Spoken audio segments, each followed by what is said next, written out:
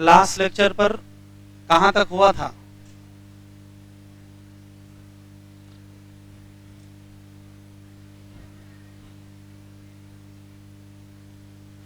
Last lecture पर function of tubule complete हो गया था ना, कलेक्टिंग डक्ट का फंक्शन हो गया था। Function of tubule important part है, जिसमें पीसीटी का फंक्शन, फिर हेनले लूप का फंक्शन, फिर डीसीटी का फंक्शन। तो पीसीटी की खास बात यह है कि ज़्यादातर एब्जॉर्प्शन पीसीटी पर ही हो जाता है। हेनले लूप की खास बात यह है कि जब डिसेंडिंग लिम्ब में जाते हैं तो फिल्ट्रेट कंसंट्रेट करता है और एसेंडिंग लिम्ब में फिल्ट्रेट डाइल्यूट करता है। फिर डीसीटी पर जाते हैं तो कंडीशनल एब्जॉर्प्शन है, वाटर का भी और इलेक्ट्रोलाइट का। वाटर का एब्जॉर्प्शन किस कंडीशन में होगा और इलेक्ट्रोलाइट का एब्जॉर्प्शन किस कंडीशन में होगा।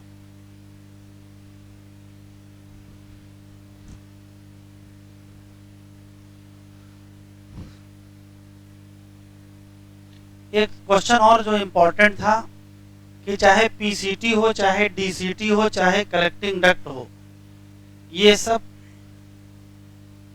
पीएच और आयनिक बैलेंस में भी इन्वॉल्व होते हैं। तो पीसीटी पीएच और आयनिक बैलेंस में कैसे इन्वॉल्व है? तो पीसीटी दो तरीके से इन्वॉल्व है। एब्जॉर्प्शन करेंगे बाइकार्बोनेट आयन का और सिक्रीशन करेंगे H+ और अमोनिया का। और डीसीटी कैसे इन्वॉल्व है? एब्जॉर्प्शन करेंगे बाइकार्बोनेट आयन का, सिक्रीशन करेंगे H+ का, K+ का और अमोनिया का। और कलेक्टिंग डक्ट कैसे इन्वॉल्व है? तो सिर्फ सिक्रीशन करेंगे। सिर्फ क्या करेंगे? सिक्रीशन किसका? H+ का और K+ का। हेडिंग डालिए mechanism of concentration of filtrate. Mechanism of concentration of filtrate, या ये यूरिन कंसंट्रेशन मैकेनिज्म है, या इसी को काउंटर करंट मैकेनिज्म भी कहते हैं। तो हेडिंग डालिए mechanism of concentration of filtrate.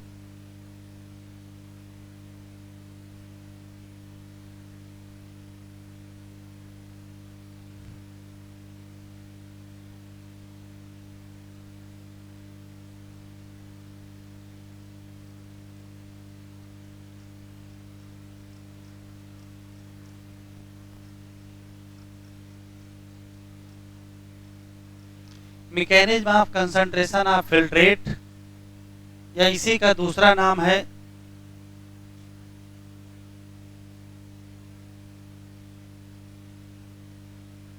Urine concentration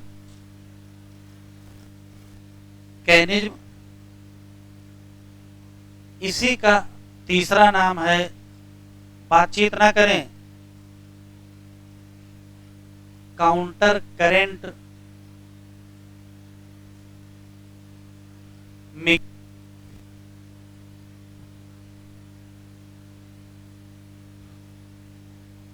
यहाँ 2-3 अच्छे सवाल हैं। क्यों इसका नाम काउंटर करंट मैकेनिज्म है, ये यूरिन कंसंट्रेशन मैकेनिज्म कैसे है, और ये किस तरीके से फिल्ट्रेट को कंसंट्रेट करती है, उसके लिए एनसीईआरटी में एक डायग्राम बना है। तो डायग्राम हम बना रहे हैं, आप भी बना लीजिए, उसके बाद एक्सप्लेन करते हैं। तो डायग्राम बना लीजिए।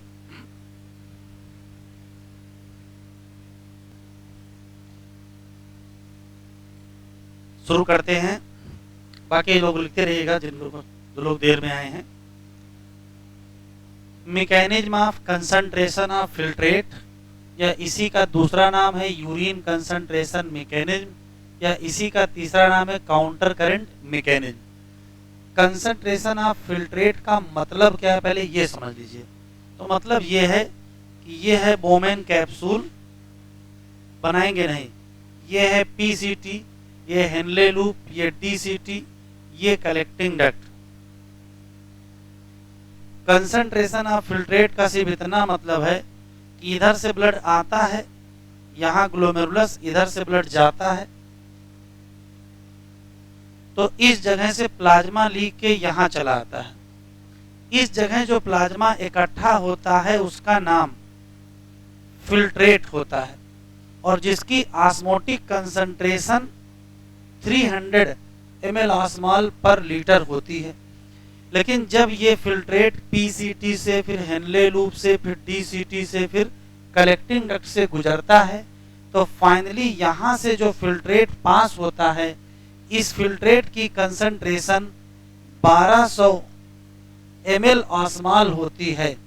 और ये 1200 ml ऑस्मॉल वाला जो फिल्ट्रेट है, इसी का नाम यूरिन होता है। तो कंसंट्रेशन ऑफ फिल्ट्रेट का ये मतलब है कि जो फिल्ट्रेट बना था वो 300 ml ऑस्मॉल पर था, लेकिन जब वो यूरिन के फॉर्म में पास हुआ तो 1200 ml ऑस्मॉल उसकी कंसंट्रेशन थी। तो ये कैसे कंसंट्रेट हो गया? जबकि कमाल की बात यह है कि जब डीसीटी पर होता है तो इसकी कंसंट्रेशन कितनी थी? 200। तो ये जो 200 वाला कंसंट्रेट है वो 1200 कैसे हो गया? तो कुछ तो हुआ है। तो हुआ ये है कि जब ये कलेक्टिंग डक्ट से फिल्ट्रेट गुजर रहा था तो यहाँ से बहुत सारा वाटर रीएब्जॉर्ब हो गया है। अगर यहाँ से बहुत सारा वाटर रीएब्जॉर्ब ना किया जाता तो ये जो यूरिन 1200 पास हुई है कंसंट्रेशन की, वो कितनी पास होती? वो 200 की पास होती। तो रियल चीज ये है कि ऐसी कोई ना कोई व्यवस्था की जाए जिससे फिल्ट्रेट की कंसंट्रेशन 1200 हो करके यूरिन के फॉर्म में पास हो, और ये तभी संभव है जब यहाँ ढेर सारा क्या हो जाए? वाटर रीएब्जॉर्ब हो जाए। लेकिन यहाँ वाटर रीएब्जॉर्ब क्यों होगा? तो वो समझना है। तो इस लाइन के ऊपर क्या है बेटा? इस लाइन के ऊपर है कार्टेक्स, और इस लाइन के नीचे क्या है? मेडुला। आपको ये भी पता है कि कार्टेक्स की कंसंट्रेशन 300 होती है, लेकिन जैसे जैसे हम कार्टेक्स से मेडुला में अंदर की तरफ जाते हैं उसकी कंसंट्रेशन बढ़ जाती है, और ये बढ़ते बढ़ते बढ़ते बढ़ते कितनी हो जाती है? 1200 हो जाती है। आप सिर्फ ये सोचो कि अगर मेडुला की कंसंट्रेशन हाई ना हो तो क्या ये वाटर रीएब्जॉर्ब होगा? नहीं होगा। और अगर ये वाटर रीएब्जॉर्ब नहीं होगा तो फिर यूरिन कंसंट्रेट नहीं होगी। तो घुमा फिरा करके अंतिम जो लक्ष्य है क्या? कलेक्टिंग ट्यूब्यूल या कलेक्टिंग डक्ट पर ढेर सारा वाटर एब्जॉर्ब करके यूरिन को कंसंट्रेट करना। लेकिन वहां ढेर सारा वाटर तभी एब्जॉर्ब होगा जब मेडुला की कंसंट्रेशन क्या होगी? हाई। तो फिर हाई कंसंट्रेशन कैसे बनाई जाए वो हमको इस हेडिंग में पढ़ना है। तो इस हेडिंग का मेन पर्पज ये है कि किसी भी तरीके से कार्टेक्स की जो ऑस्मोटिक कंसंट्रेशन 300 थी, वो जैसे जैसे मेडुला में जाएंगे 400, फिर 500, 600, 700, 800, 900, 1000 और 1200, ये कंसंट्रेशन जो हाई हो गई है उसी नाते यहाँ ढेर सारा वाटर क्या हुआ है? रीएब्जॉर्ब हुआ है। अब हाई हो कैसे गई है वही आपको समझना है। तो उसके पीछे दो लोग हैं, दो स्ट्रक्चर हैं और दो मॉलिक्यूल हैं। पहला क्वेश्चन ये है कि मेडुला की हाई कंसंट्रेशन बनाने में कौन कौन से दो स्ट्रक्चर हैं? तो एक का नाम वासा रेक्टा है और एक का नाम हेनले लूप। दो क्वेश्चन तो ये हो गया। फिर कौन कौन से दो मॉलिक्यूल हैं जो हाई कंसंट्रेशन बनवाते हैं? तो वो दो मॉलिक्यूल कौन से हैं? एक का नाम यूरिया है और दूसरे का नाम NaCl है। क्वेश्चन ऐसे पूछेगा, मेडुला की हाई ऑस्मोलैरिटी या हाइपर ऑस्मोलैरिटी मेंटेन बाई। तो अगर केमिकल पूछेगा तो दो बताओगे, कौन से? NaCl और यूरिया। और अगर स्ट्रक्चर पूछेगा तो भी दो बताओगे, कौन से? वासा रेक्टा और हेनले लूप। अब ये दोनों लोग हाई ऑस्मोलैरिटी बनाते कैसे वो समझिए। तो पहले हम NaCl को देखेंगे। देखिए NaCl स्ट्रक्चर को ध्यान से देखें तो ये हेनले लूप की क्या है? Descending limb. शॉर्ट फॉर्म में लिखा है descending limb of Henle loop. और ये बेटा क्या है? ये है ascending limb of Henle loop. अच्छा ये क्या है? ये descending limb of vasa recta. और ये क्या है? Ascending limb of vasa recta. तो स्ट्रक्चर में कोई दिक्कत है नहीं। NaCl का सिर्फ मूवमेंट देखिएगा। NaCl कहाँ से रीअब्जॉर्ब होता है? तो पहले से ही पता है ascending limb of Henle loop. तो ये असेंडिंग का थिन है और ये असेंडिंग का ठीक है, निकल के कहाँ आएगा? तो निकल के मेडुला में आएगा, तो मेडुला कंसंट्रेशन कुछ ना कुछ क्या करेगी, बढ़ेगी। फिर देखो क्या है, यही NaCl पूरे मेडुला में फैल जाएगा, ये NaCl पूरे मेडुला में फैल जाएगा। तो ascending limb of Henle loop से जो NaCl निकला वो कहाँ चला गया, वो डिसेंडिंग लिम्ब ऑफ वासा रेक्टा में चला गया, और descending limb of vasa recta से धीरे धीरे वापस आया और फिर से कहाँ पहुंच गया, मेडुला में। और मेडुला में कहाँ से आया, ascending limb of vasa recta. तो जरा NaCl का मूवमेंट सिर्फ बताओ, कहाँ से निकला, ascending limb of Henle loop से कहाँ गिरा, मेडुला, मेडुला से कहाँ गया, डिसेंडिंग लिम्ब ऑफ वासा रेक्टा, फिर कहाँ गया, एसेंडिंग लिम्ब ऑफ वासा रेक्टा, फिर कहाँ पहुंच गया, मेडुला। अब यूरिया को देखो, कल ही बताए थे कि जो कलेक्टिंग ट्यूब्यूल या कलेक्टिंग डक्ट होती है वहां से small amount of urea medullary interstitium, ये मेडुलरी इंटरस्टिशियम क्या है, मेडुला में पाए जाने वाला जो फ्लूइड है, मेडुला की जो सेल है उनका जो फ्लूइड है उसी को कहते हैं मेडुलरी इंटरस्टिशियम। तो यूरिया कहाँ से निकली, कलेक्टिंग डक्ट से, कहाँ गई, मेडुलरी इंटरस्टिशियम, फिर कहाँ चली गई, फिर चली गई thin segment of ascending limb of Henle loop, और फिर घूम के कहाँ चली गई, DCT, और फिर से कहाँ आ गई, कलेक्टिंग डक्ट। तो यूरिया का फ्लो बताओ, कलेक्टिंग डक्ट से निकली, कहाँ गई, मेडुला, मेडुला से ascending limb of Henle loop से DCT, और फिर से कहाँ पहुंच गई, कलेक्टिंग डक्ट। ये दोनों लोगों ने NaCl और यूरिया ने क्या किया, मेडुला की कंसंट्रेशन बहुत ज्यादा कर दिया, और मेडुला की हाई कंसंट्रेशन का ही फायदा मिलेगा। क्या, जितना ज्यादा मेडुला की कंसंट्रेशन हाई होगी उतना ज्यादा ये वाटर क्या होगा, रीएब्जॉर्ब होगा, और उतना ज्यादा यूरिन क्या होगी, कंसंट्रेट। यहाँ से जो यूरिन पास होगी उसकी ऑस्मोलैरिटी कितनी होगी, 1200 ml ऑस्मोल, और जो यहाँ फिल्ट्रेट था वो कितना था, 300। तो बताओ कितने गुना कंसंट्रेट कर गया, कितने गुना, तो कहोगे इनिशियल फिल्ट्रेट से ये लगभग 4 गुना क्या कर गया, कंसंट्रेट। 6 क्वेश्चन बताए हैं, वही 6 लाइनें बोलेंगे, वही लिखना है, पहले सुन लीजिए। हम लोगों के पास ये योग्यता है कि हम लोग यूरिन को कंसंट्रेट कर सकते हैं। पहला सवाल, इस यूरिन कंसंट्रेशन मैकेनिज्म में 2 स्ट्रक्चर इन्वॉल्व हैं और 2 केमिकल इन्वॉल्व हैं। स्ट्रक्चर है हेनले लूप और वासा रेक्टा, और केमिकल है NaCl और यूरिया। कैसे यूरिन कंसंट्रेट करते हो, तो कहोगे large amount of water absorb करते हैं। कहाँ, कलेक्टिंग ट्यूब्यूल या कलेक्टिंग डक्ट पर। और क्यों एब्जॉर्ब कर लेते हो, due to high osmolarity of medulla. अब हाई ऑस्मोलैरिटी कौन मेंटेन करेगा, NaCl और यूरिया।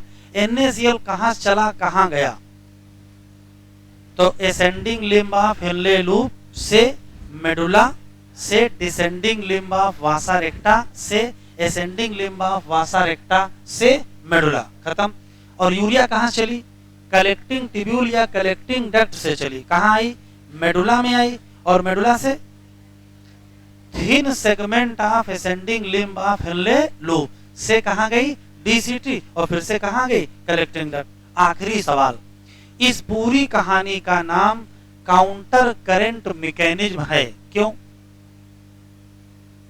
तो ध्यान से सुने। काउंटर का मतलब होता है विपरीत, करंट का मतलब होता है धारा, और मैकेनिज्म तो मैकेनिज्म है। देखो ध्यान से, अगर हम descending limb of Henle loop और ascending limb of Henle loop को ध्यान से देखें तो इसमें फिल्ट्रेट नीचे जाएगा और इसमें फिल्ट्रेट ऊपर जाएगा। एक दूसरे के अपोजिट है कि नहीं है, है। तो flow of filtrate in 2 limb of Henle loop opposite है, तो अपोजिट को क्या कहोगे, काउंटर करंट। इधर देखो, डिसेंडिंग लिम्ब ऑफ वासा रेक्टा में ब्लड नीचे जाएगा, डिसेंडिंग लिम्ब ऑफ वासा रेक्टा में ब्लड नीचे जाएगा, और एसेंडिंग लिम्ब ऑफ वासा रेक्टा में ब्लड ऊपर जाएगा। ये एक दूसरे के अपोजिट हैं कि नहीं है, अपोजिट हैं, तो इसी नाते नाम क्या पड़ गया, counter current mechanism. Flow of blood in vasa recta और flow of blood in Henle loop क्या है, अपोजिट डायरेक्शन में है, इसी नाते इसका नाम क्या पड़ गया, काउंटर करंट मैकेनिज्म। क्लियर है? लिखा दें, 5 लाइनें बोल के लिख लीजिए, है ना, हम बोल देते हैं, आप लिख लीजिए। पहले जरा ये बना लो छोटा सा,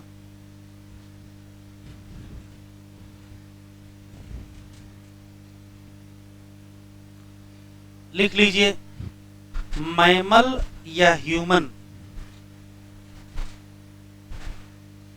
मैमल या ह्यूमन हैव एबिलिटी, योग्यता, मैमल या human have ability to produce concentrated urine,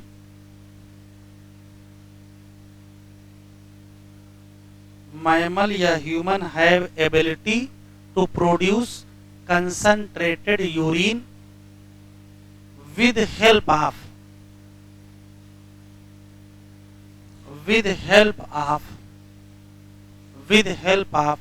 counter current mechanism, with help of counter current mechanism, counter current mechanism. नए लाइन से लिखिए, नेम ऑफ मैकेनिज्म, नेम नाम क्यों पड़ा है, name of mechanism, name of mechanism is due to flow of filtrate,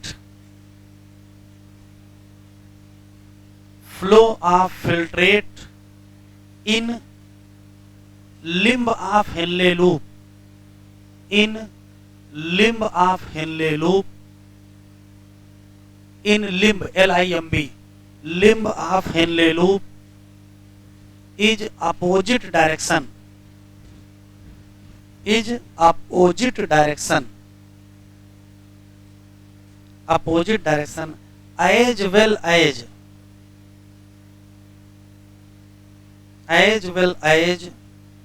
flow of blood, as well as flow of blood in limb of vasa recta, in limb of vasa recta also opposite direction। अगर आपसे कोई पूछे कि इसका नाम counter current क्यों है, तो आप उसके 2 जवाब दोगे, ऐसे कहोगे, फिल्ट्रेट हेनले लूप में 2 अपोजिट दिशाओं में फ्लो कर रहा है और ब्लड वासा रेक्टा में 2 अपोजिट दिशाओं में फ्लो कर रहा है। नई लाइन से लिखिए, counter current mechanism,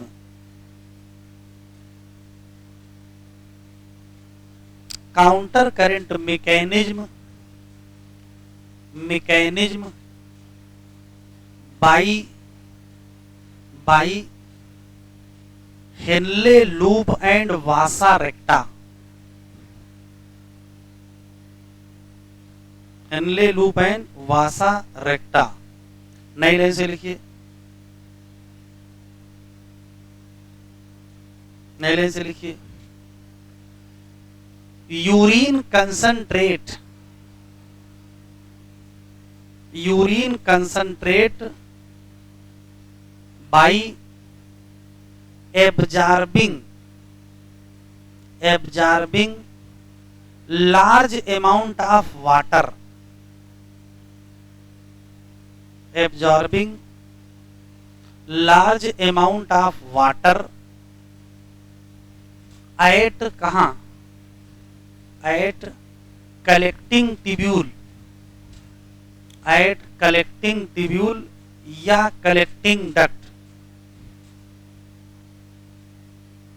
due to, ऐसा क्यों हुआ, ऐसा क्यों हुआ, ड्यू टू, कलर बदल के लिखेंगे, high osmolarity, high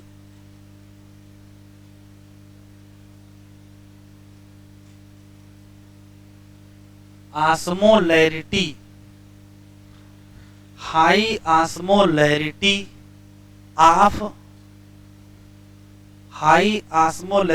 of medullary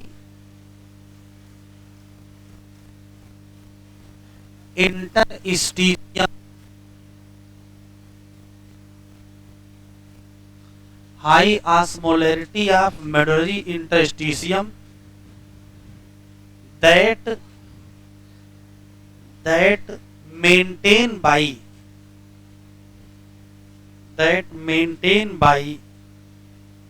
NaCl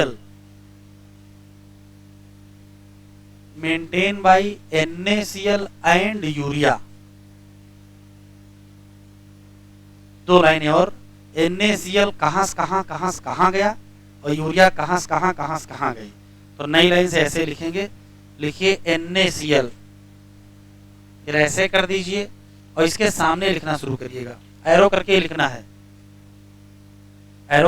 है, लिखिए ascending limb of Henle loop, short form में लिखिएगा जैसे लिखा है ascending limb of Henle loop, ऐसे लिखिएगा।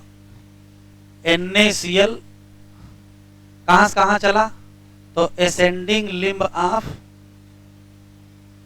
हेनले लूप से कहाँ गया,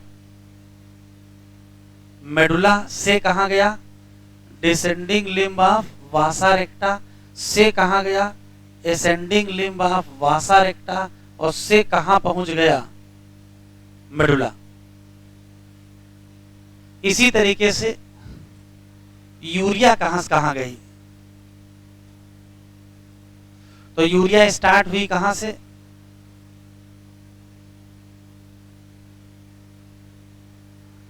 कलेक्टिंग ट्यूब्यूल से कहाँ, मेडुला, और मेडुला से कहाँ गई, thin segment of ascending limb of Henle loop से फिल्ट्रेट में पहुंच गई। अब जब फिल्ट्रेट में पहुंच जाएगी तो फिर आगे कहाँ जाएगी, DCT में, फिर वापस कहाँ आ जाएगी,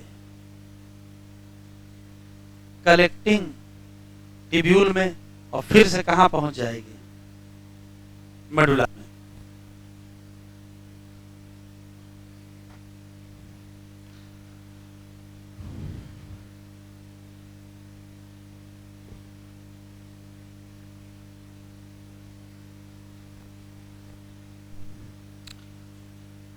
इनिशियल फिल्ट्रेट की कंसंट्रेशन कितनी थी,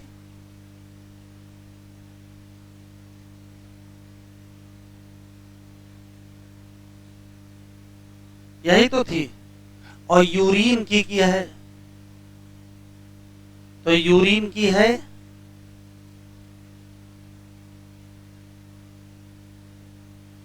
तो कितने गुना कंसंट्रेट कर गया, तो कहोगे 4 टाइम कंसंट्रेट।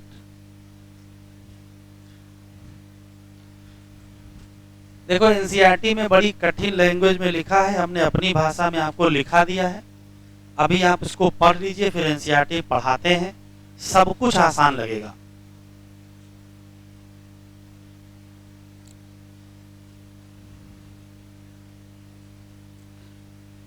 अगर हम क्वेश्चन वाइज याद करना चाहें तो चुन चुन के याद करेंगे।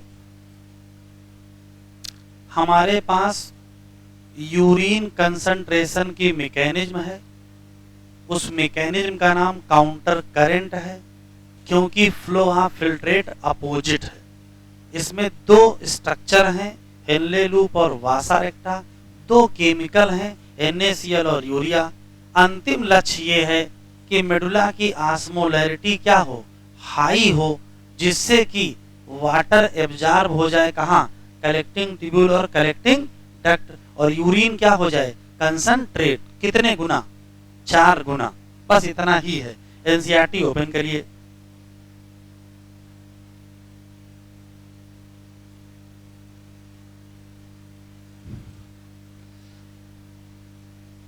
Mammal have ability to produce क्या, कंसंट्रेटेड यूरिन।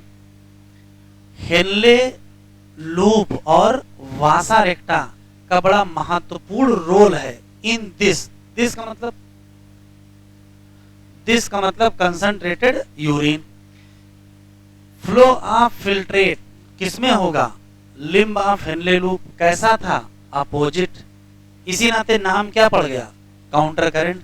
इसी तरीके से फ्लो ऑफ ब्लड कहाँ होगा, two limb of vasa recta, ये भी क्या होगा, अपोजिट होगा।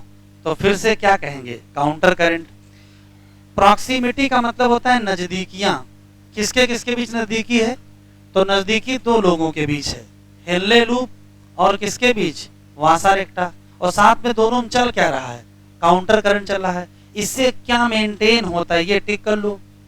तो इससे मेंटेन हो जाता है क्या, इंक्रीजिंग ऑस्मोलैरिटी, किधर की तरफ, इनर मेडुला की तरफ। कैसे, जो कार्टेक्स में कितनी थी, 300 थी, वो बढ़ के कितनी हो गई, 1200। तो क्वेश्चन पूछेगा हाई ऑस्मोलैरिटी मेंटेन करने में कौन कौन लोग हैं, तो कहोगे 2 लोग हैं। अच्छा, लिखा है दिस ग्रेडियंट। दिस ग्रेडियंट क्या मतलब क्या है, दिस ग्रेडियंट का मतलब है जो 300 से 1200 हो गई है, वो किसने कराया है, तो कहोगे 2 लोगों ने। कौन, NaCl और यूरिया। अब देखो NaCl कहानी शुरू, NaCl कहाँ शुरू हुआ है, NaCl transported by ascending limb of Henle loop which is exchange with किससे, descending limb of vasa recta. तो एक साथ एक लाइन में ऐसे लिख दिया है, ascending limb of Henle loop से निकला, फिर गया मेडुला में, मेडुला से कहाँ गया, डिसेंडिंग लिम्ब ऑफ वासा रेक्टा। फिर देखो NaCl वापस आ गया कहाँ, इंटरस्टिशियम में, किसके द्वारा, असेंडिंग पोर्शन ऑफ वासा रेक्टा। इसी तरीके से small amount of urea inter कर गई कहाँ, thin segment of ascending limb of Henle loop, ये वापस आ गई किसमें, इंटरस्टिशियम में, किसके द्वारा, कलेक्टिंग डक्ट के द्वारा। कह रहा ऊपर जो ये द एबव डिस्क्राइब ट्रांसपोर्ट पढ़ रहे हो सब्सटेंसेज का, ये फैसिलिटेटेड बाय स्पेशल अरेंजमेंट, किसका, हेनले लूप और वासा रेक्टा।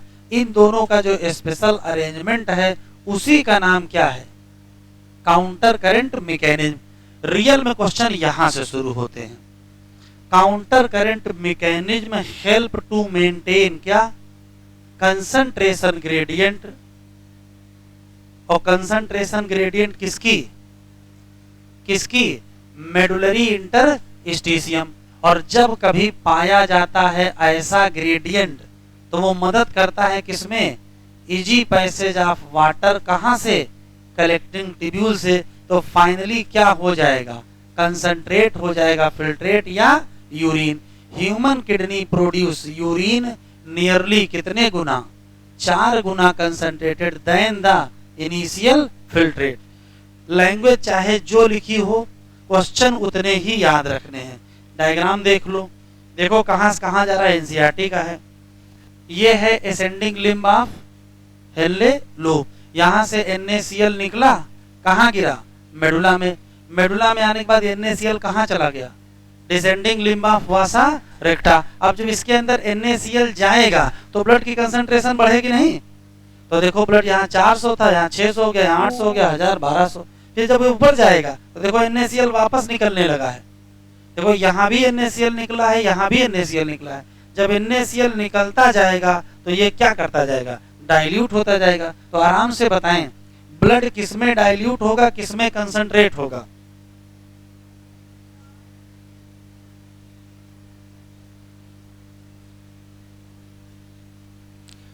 तो कहोगे डिसेंडिंग लिम्ब ऑफ वासा रेक्टा में ब्लड कंसंट्रेट करता है और असेंडिंग लिम्ब ऑफ वासा रेक्टा में ब्लड डाइल्यूट करता है। अच्छा, फिल्ट्रेट किसमें कंसंट्रेट करता है, किसमें डाइल्यूट करता है, फिल्ट्रेट डिसेंडिंग लिम्ब में कंसंट्रेट करता है और असेंडिंग लिम्ब में डाइल्यूट करता है। तो बड़ा अच्छा क्वेश्चन यहाँ है, फिल्ट्रेट हो चाहे ब्लड हो, हमेशा डिसेंडिंग में क्या करेगा, कंसंट्रेट, और असेंडिंग में क्या करेगा, डाइल्यूट। इधर देखो, इसमें फिल्ट्रेट नीचे गया, कंसंट्रेट हुआ, फिल्ट्रेट ऊपर गया, डाइल्यूट हुआ। इसमें ब्लड नीचे गया, कंसंट्रेट हुआ, और ब्लड ऊपर गया, डाइल्यूट हुआ। एक लाइन लिख लीजिए, ब्लड कंसंट्रेट, ब्लड कंसंट्रेट किसमें, किसमें, descending limb of vasa रेक्टा, in descending limb of vasa रेक्टा। Blood concentrate किसमें किया, डिसेंडिंग लिम्ब ऑफ वासा रेक्टा। अच्छा, नई लाइन से लिखिए, ब्लड डाइल्यूट किसमें, ब्लड डाइल्यूट किसमें, तो एसेंडिंग लिम्ब ऑफ वासा रेक्टा।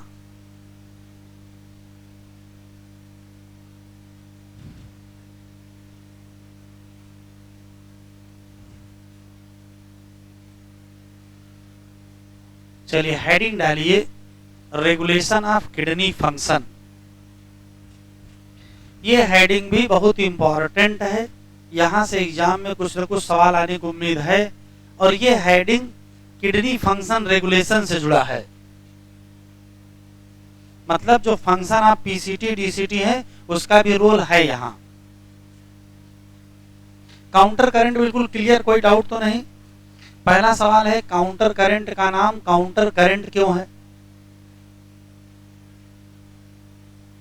क्योंकि फ्लो ऑफ फिल्ट्रेट और फ्लो ऑफ ब्लड क्या है, अपोजिट है।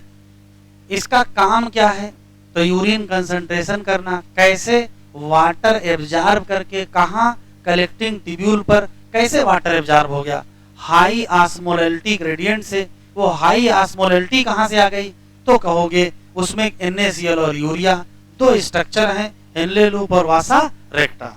चलिए हेडिंग डालिए, रेगुलेशन ऑफ किडनी फंक्शन।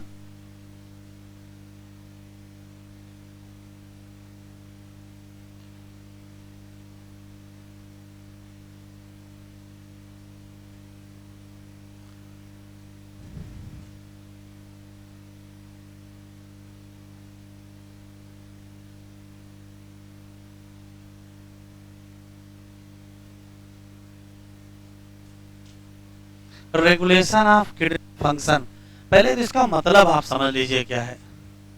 तो रेगुलेशन का सिर्फ इतना मतलब है कि यदि GFR कम हो जाए तो GFR बढ़ा दिया जाए, और अगर GFR ज्यादा हो जाए तो GFR कम कर दिया जाए। इसका ये भी मतलब है कि अगर यूरिन बहुत ज्यादा कंसंट्रेट हो रही है तो उसको थोड़ा डाइल्यूट किया जाए, और बहुत डाइल्यूट हो रही है तो उसको थोड़ा कंसंट्रेट किया जाए, यही इसका मतलब है। तो रेगुलेशन करेंगे कैसे, तो किडनी फंक्शन जो रेगुलेशन है वो हार्मोनल फीडबैक मैकेनिज्म में आता है।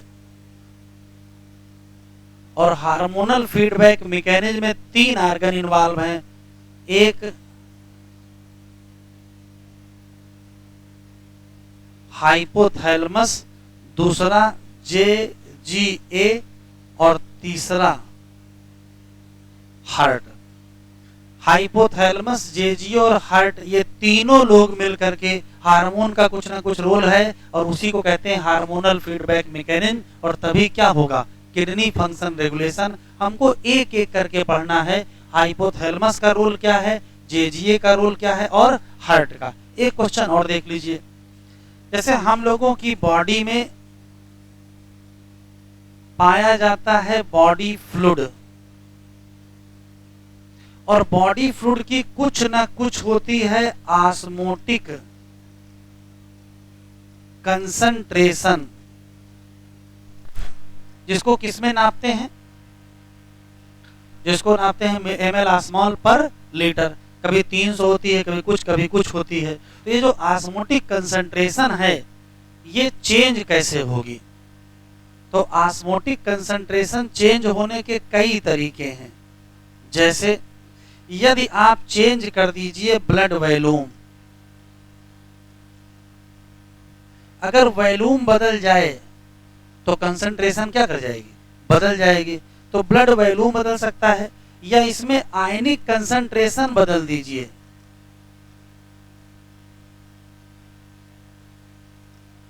अगर हम ब्लड की आयनिक कंसंट्रेशन बदल दें तो भी ऑस्मोटिक कंसंट्रेशन क्या हो जाएगा, बदल जाएगा। तो ब्लड वॉल्यूम या बॉडी फ्लूइड वॉल्यूम भी कह सकते हो, बॉडी फ्लूइड वॉल्यूम। अच्छा ये बताओ वॉल्यूम किस पर डिपेंड करेगा, तो वास्तव में वॉल्यूम डिपेंड करेगा ब्लड में वाटर के। और ब्लड में वाटर किस पर डिपेंड करेगा, ब्लड में वाटर डिपेंड करेगा इलेक्ट्रोलाइट कितने हैं।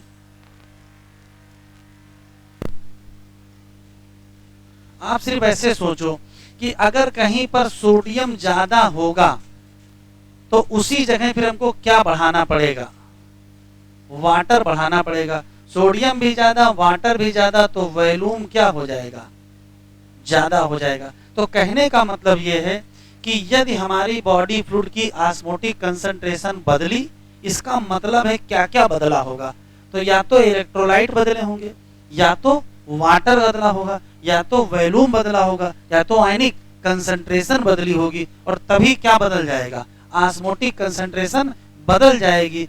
और जैसे ऑस्मोटिक कंसंट्रेशन बदलेगी वैसे हमारी बॉडी में पाए जाते हैं ऑस्मो रिसेप्टर।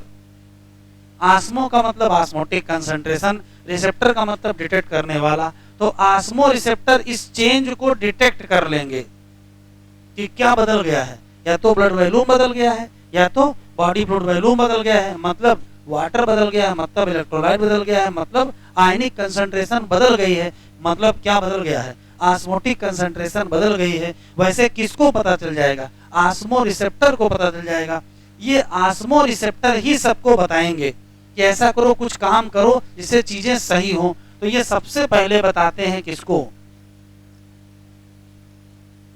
हाइपोथैलेमस को बताएंगे। और हाइपोथैलेमस क्या करवाएगा, ऑस्मो रेगुलेशन करवाएगा। तो काम की बात है यहाँ क्या, हम लोगों की बॉडी में पाए जाते हैं ऑस्मो रिसेप्टर और वो एक्टिवेट हो जाते हैं। कैसे, या तो हम चेंज कर दें ब्लड वॉल्यूम या बॉडी फ्लूइड वॉल्यूम या आयनिक कंसंट्रेशन। मतलब क्या चेंज किया, या तो वाटर चेंज किया है या तो इलेक्ट्रोलाइट चेंज किया है। जैसे चेंज होगा वैसे कौन पकड़ लेगा, ऑस्मो रिसेप्टर। ये तुरंत किसको बताएंगे, हाइपोथैलेमस को। और फिर हाइपोथैलेमस क्या करेगा, ऑस्मो रेगुलेशन। कैसे, अभी पढ़ेंगे, इतना लिखो पहले।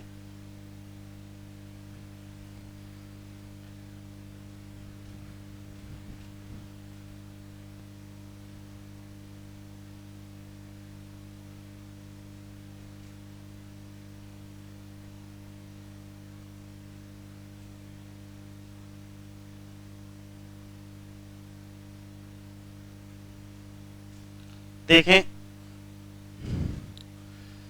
जैसे गर्मी का समय चल रहा है तो इस समय बहुत ज्यादा एक्सेस स्वेटिंग होगी, तो हम लोगों का जो बॉडी फ्लूइड है उसमें एक्सेस लॉस हो जाएगा, जिससे कि बॉडी फ्लूइड कंसंट्रेट हो जाएगा।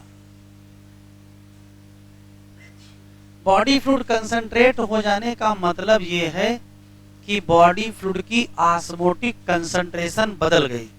और जैसे ऑस्मोटिक कंसंट्रेशन बदलेगी वैसे किसको पता चल जाएगा, ऑस्मो रिसेप्टर को। और वो तुरंत किसको बता देंगे, हाइपोथैलेमस। अब हाइपोथैलेमस की जिम्मेदारी है कि ऑस्मोटिक कंसंट्रेशन सही कराई जाए। तो कैसे सही कराएंगे, तो हाइपोथैलेमस के कहने में कौन है, न्यूरोहाइपोफाइसिस, ये पोस्टीरियर पिट्यूटरी है। इससे कहेंगे कि आप स्टिमुलेट करो या बढ़ा दो एडीएच या वैसोप्रेसिन का सिक्रीशन। अब देखिए, ये है हम लोगों की डीसीटी और ये कलेक्टिंग डक्ट है। एडीएच का पहला आदेश ये होगा कि यहां से क्या एब्जॉर्ब कर लो, वाटर।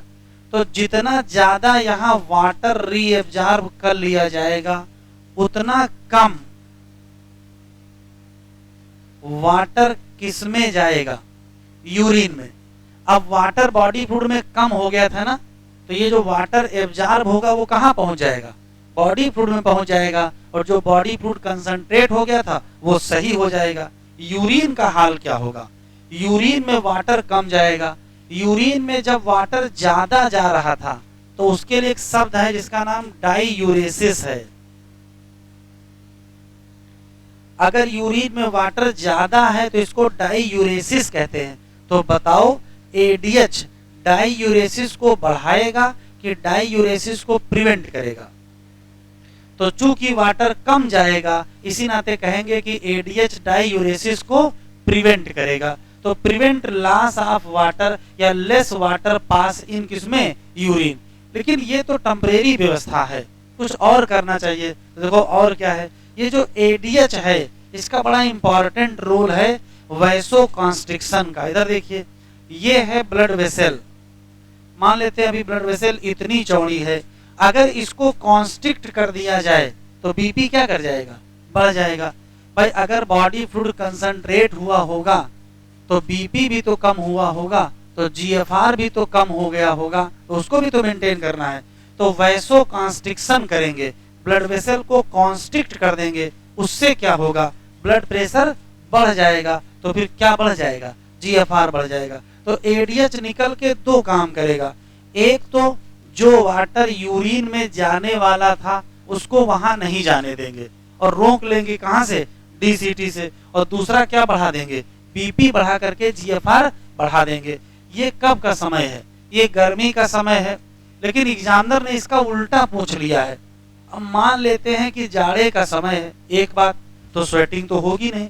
दूसरा है चलिए गर्मी का ही समय है लेकिन आपने पानी बहुत पी लिया है, तो अगर बहुत पानी पी लोगे तो भी हमारी बॉडी फ्लूइड का वॉल्यूम क्या कर जाएगा? बढ़ जाएगा।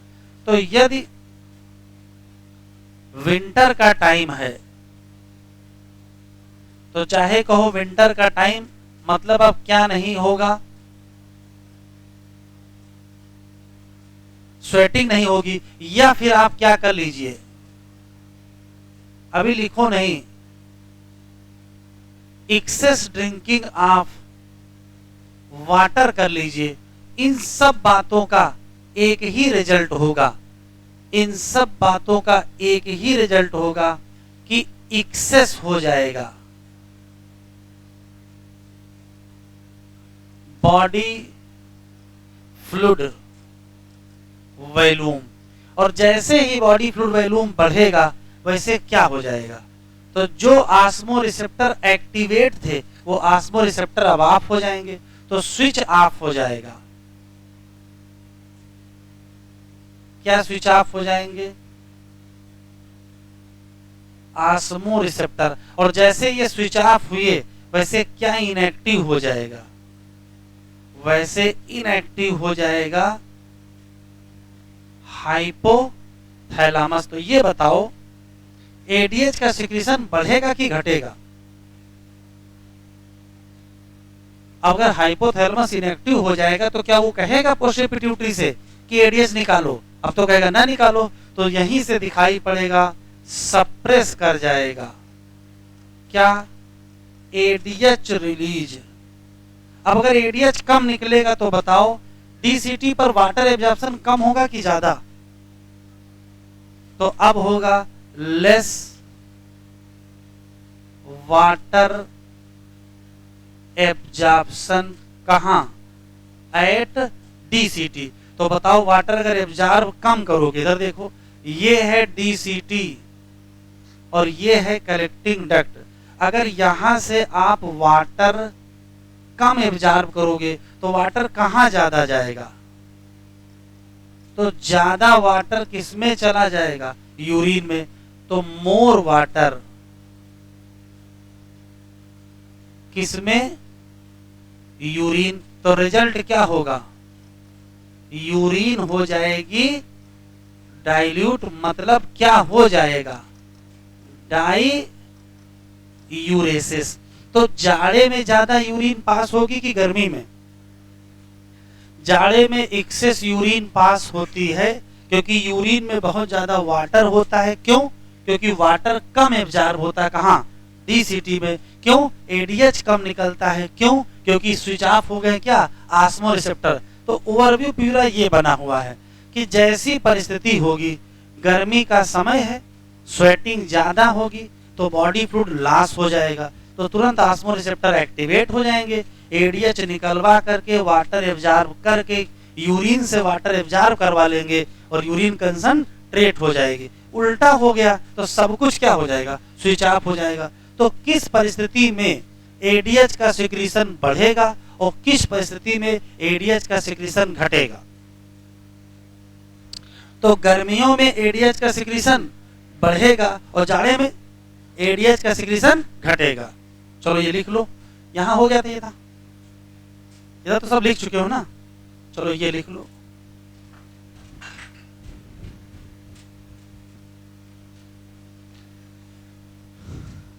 डेफिशिएंसी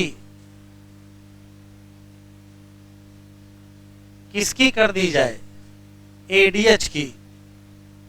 क्यों, वो अलग मसला है। तो लेस वाटर एब्जॉर्प्शन कहां, डीटीटी, तो more water pass in urine. तो यूरिन कैसी हो गई, डाइल्यूट, और इस डाइल्यूट यूरिन वाली बीमारी का नाम डायबिटीज इंसिपिडस।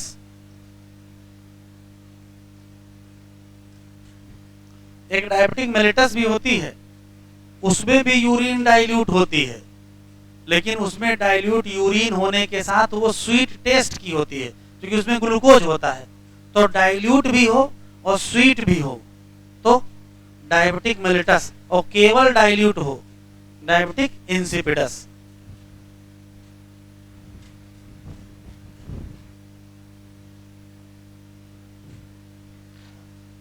जब ये सारी घटना हो रही थी, हाइपोथैलेमस और पोस्टीरियर पिट्यूटरी दोनों लोग मिलजुल के काम कर रहे थे और किसी तरीके से ऑस्मोटिक कंसंट्रेशन मेंटेन करने में लगे थे। तो उस दौरान किडनी क्या कर रही होगी? तो भैया उस दौरान किडनी भी कुछ ना कुछ तो काम करेगी ही, कि सारा काम हाइपोथैलेमस ही कराएगा। तो किडनी के पास अपनी एक मैकेनिज्म है जिसका नाम JGA है। तो अगली हेडिंग है role of JGA। Role of JGA।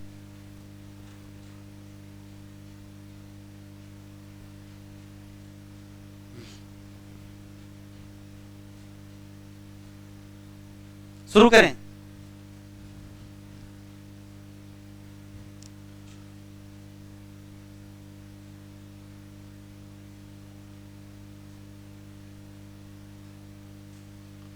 Flow chart लिख लीजिए, फिर आसानी से समझ में आ जाएगा।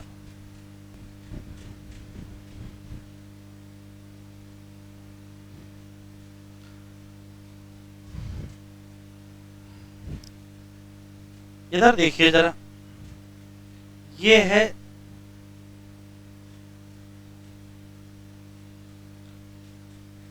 Bowman capsule.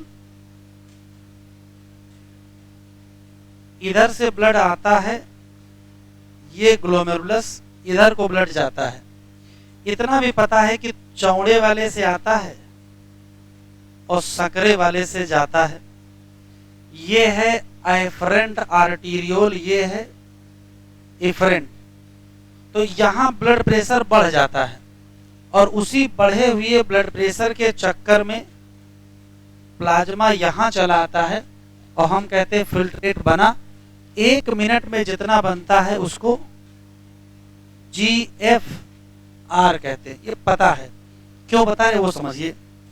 मान लेते हैं कि ऐसी कोई परिस्थिति हो गई है कि GFR कम हो गया है, तो सवाल यह है कि GFR क्यों कम होगा। तो देखो क्यों कम होगा। तो GFR तभी कम होगा जब ग्लोमेरुलस का ब्लड फ्लो कम हो जाए। और ग्लोमेरुलस पे ब्लड फ्लो क्यों कम होगा? तो इसका मतलब है ग्लोमेरुलस का ब्लड प्रेशर कम हो गया है। तो ब्लड प्रेशर क्यों कम हो जाएगा? तो ब्लड प्रेशर के पीछे होता है ब्लड वॉल्यूम, और ब्लड वॉल्यूम के पीछे 2 लोग होते हैं। एक होता है वाटर और एक होता है सोडियम। तो घुमा फिरा करके बात यह है कि यदि ब्लड वॉल्यूम कम हुआ है, इसका मतलब ब्लड में वाटर कम हुआ है, इसका मतलब है ब्लड में सोडियम कम हुआ है। और तभी क्या कम हो जाएगा? ब्लड प्रेशर कम हो जाएगा। तभी क्या कम हो जाएगा? Blood flow. और तभी क्या कम हो जाएगा? जीएफआर। तो जीएफआर कम होने के इतने मतलब हैं, चाहे कहो जीएफआर कम, चाहे कहो वॉल्यूम कम, चाहे कहो फ्लो कम, चाहे कहो प्रेशर कम, चाहे सोडियम कम, चाहे वाटर कम, इतनी बातों का एक मतलब है कि जीएफआर कम। अब जीएफआर कम है तो कौन एक्टिवेट हो जाएगा? JG cell. ये पहले से आपको पता है। और जेजी सेल क्या निकालेगा? रेनिन। ये भी आपको पहले से पता है। ये भी पता है कि रेनिन ग्लोमेरुलर ब्लड फ्लो बढ़ा करके जीएफआर बढ़ा देता है। ये पिछले लेक्चर बताए थे, लेकिन वहां बताए थे कैसे, वो यहां देखेंगे। तो रेनिन निकल करके ग्लोमेरुलर ब्लड प्रेशर बढ़ा करके, ग्लोमेरुलर ब्लड फ्लो बढ़ा करके क्या बढ़ा देगा? जीएफआर। कैसे, वो देखो। तो ये निकलते ही कहां जाएगा? चूंकि हार्मोन है तो हार्मोन तो ब्लड में जाते हैं। ब्लड में इसको मिल जाएगा एंजियोटेंसिनोजेन। ये ब्लड में कहां से आया? तो ये लिवर से आया है। लिवर से बना हुआ एंजियोटेंसिनोजेन ब्लड में मिलेगा। उसी को कन्वर्ट किया जाएगा एंजियोटेंसिन फर्स्ट में, फर्स्ट को कन्वर्ट करेंगे एंजियोटेंसिन सेकंड में। असली काम यही है, एंजियोटेंसिन सेकंड। ये क्या करेगा? तो एंजियोटेंसिन सेकंड जो है ये वैसोकॉन्स्ट्रिक्शन करता है। वैसो का मतलब ब्लड वेसल, कॉन्स्ट्रिक्शन का मतलब सिकोड़ देना। जरा देखो किसको सिकोड़ दें? इसको सिकोड़ दें कि इसको? तो जरा देखो, अगर हम इसको कॉन्स्ट्रिक्ट कर दें, इफरेंट आर्टीरियोल को, तो ब्लड और कम जाएगा, तो और यहां इकट्ठा होगा, तो क्या बढ़ जाएगा? तो वैसो कॉन्स्ट्रिक्शन किसका करना है? इफरेंट का कि एफरेंट का? इफरेंट का करेंगे, उससे क्या बढ़ जाएगा? ग्लोमेरुलर ब्लड प्रेशर बढ़ जाएगा, तो ग्लोमेरुलर ब्लड फ्लो बढ़ जाएगा, तो जीएफआर फाइनली क्या हो जाएगा? बढ़ जाएगा। लेकिन ये तो टेम्परेरी व्यवस्था है, कब तक उसको कॉन्स्ट्रिक्ट रखोगे? एक ना एक समय तो फिर नॉर्मल हो जाएगा। तो परमानेंट हल क्या है? तो परमानेंट हल ये है कि किसी तरीके से ब्लड में क्या बढ़ा दो? वाटर और सोडियम। अगर वाटर और सोडियम बढ़ जाएगा तो क्या बढ़ जाएगा? वॉल्यूम बढ़ जाएगा। और वॉल्यूम बढ़ जाएगा तो क्या बढ़ जाएगा? प्रेशर बढ़ जाएगा। तो फाइनली क्या बढ़ जाएगा? जीएफआर। तो दूसरा तरीका देखो क्या है। एंजियोटेंसिन दूसरा काम करता है, एड्रेनल कॉर्टेक्स को स्टिमुलेट करता है और उससे कहता क्या निकालो? Aldosterone hormone. अब इधर देखिए, ये है डीसीटी और ये है कलेक्टिंग डक्ट। एल्डोस्टेरॉन यहां से क्या एब्जॉर्ब कराता है? तो रियल में तो ये सोडियम एब्जॉर्ब कराता है, लेकिन जब जब सोडियम एब्जॉर्ब होता है वाटर भी एब्जॉर्ब हो जाता है। तो इसी के साथ क्या एब्जॉर्ब हो जाएगा? वाटर। तो बताओ ब्लड में सोडियम और वाटर बढ़ेंगे कि नहीं बढ़ेंगे? बढ़ जाएंगे। रिजल्ट क्या होगा?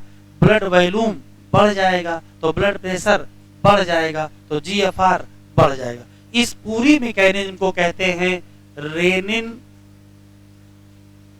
एंजियोटेंसिन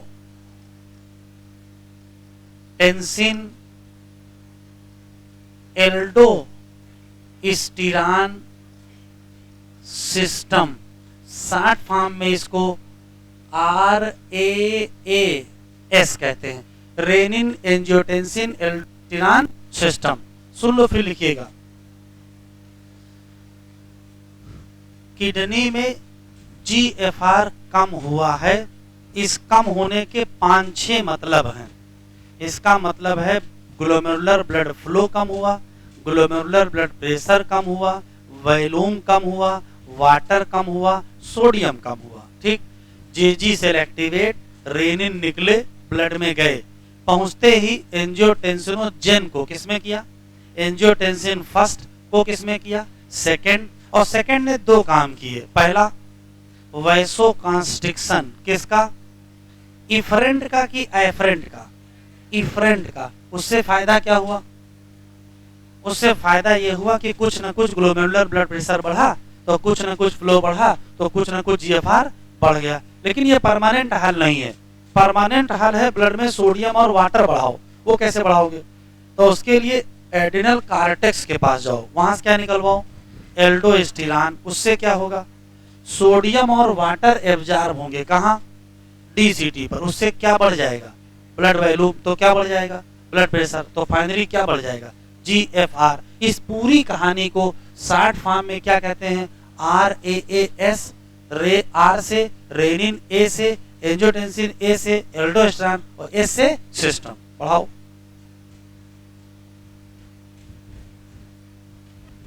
मान लो जीएफआर बढ़ गया, अब क्या करोगे। तो देखो किडनी की मैकेनिन तो जीएफआर बढ़ाने वाली है, उसके पास जाओगे वो और बढ़ा देगी। हाइपोथैलेमस भी जीएफआर बढ़ाने में लगा है। तो ध्यान से सुने, अगर जीएफआर बढ़ गया तो ना तो हाइपोथैलेमस कुछ कर पाएगा और ना ही किडनी कुछ कर पाएगी। तो फिर असली रोल किसका है, हार्ट का। क्योंकि जीएफआर बढ़े होने का मतलब ही क्या है, बीपी बढ़ा हुआ है, और बीपी के जनक कौन है, वो हार्ट है। तो फिर किसका रोल आ जाएगा, हार्ट का। तो अगली heading, role of heart.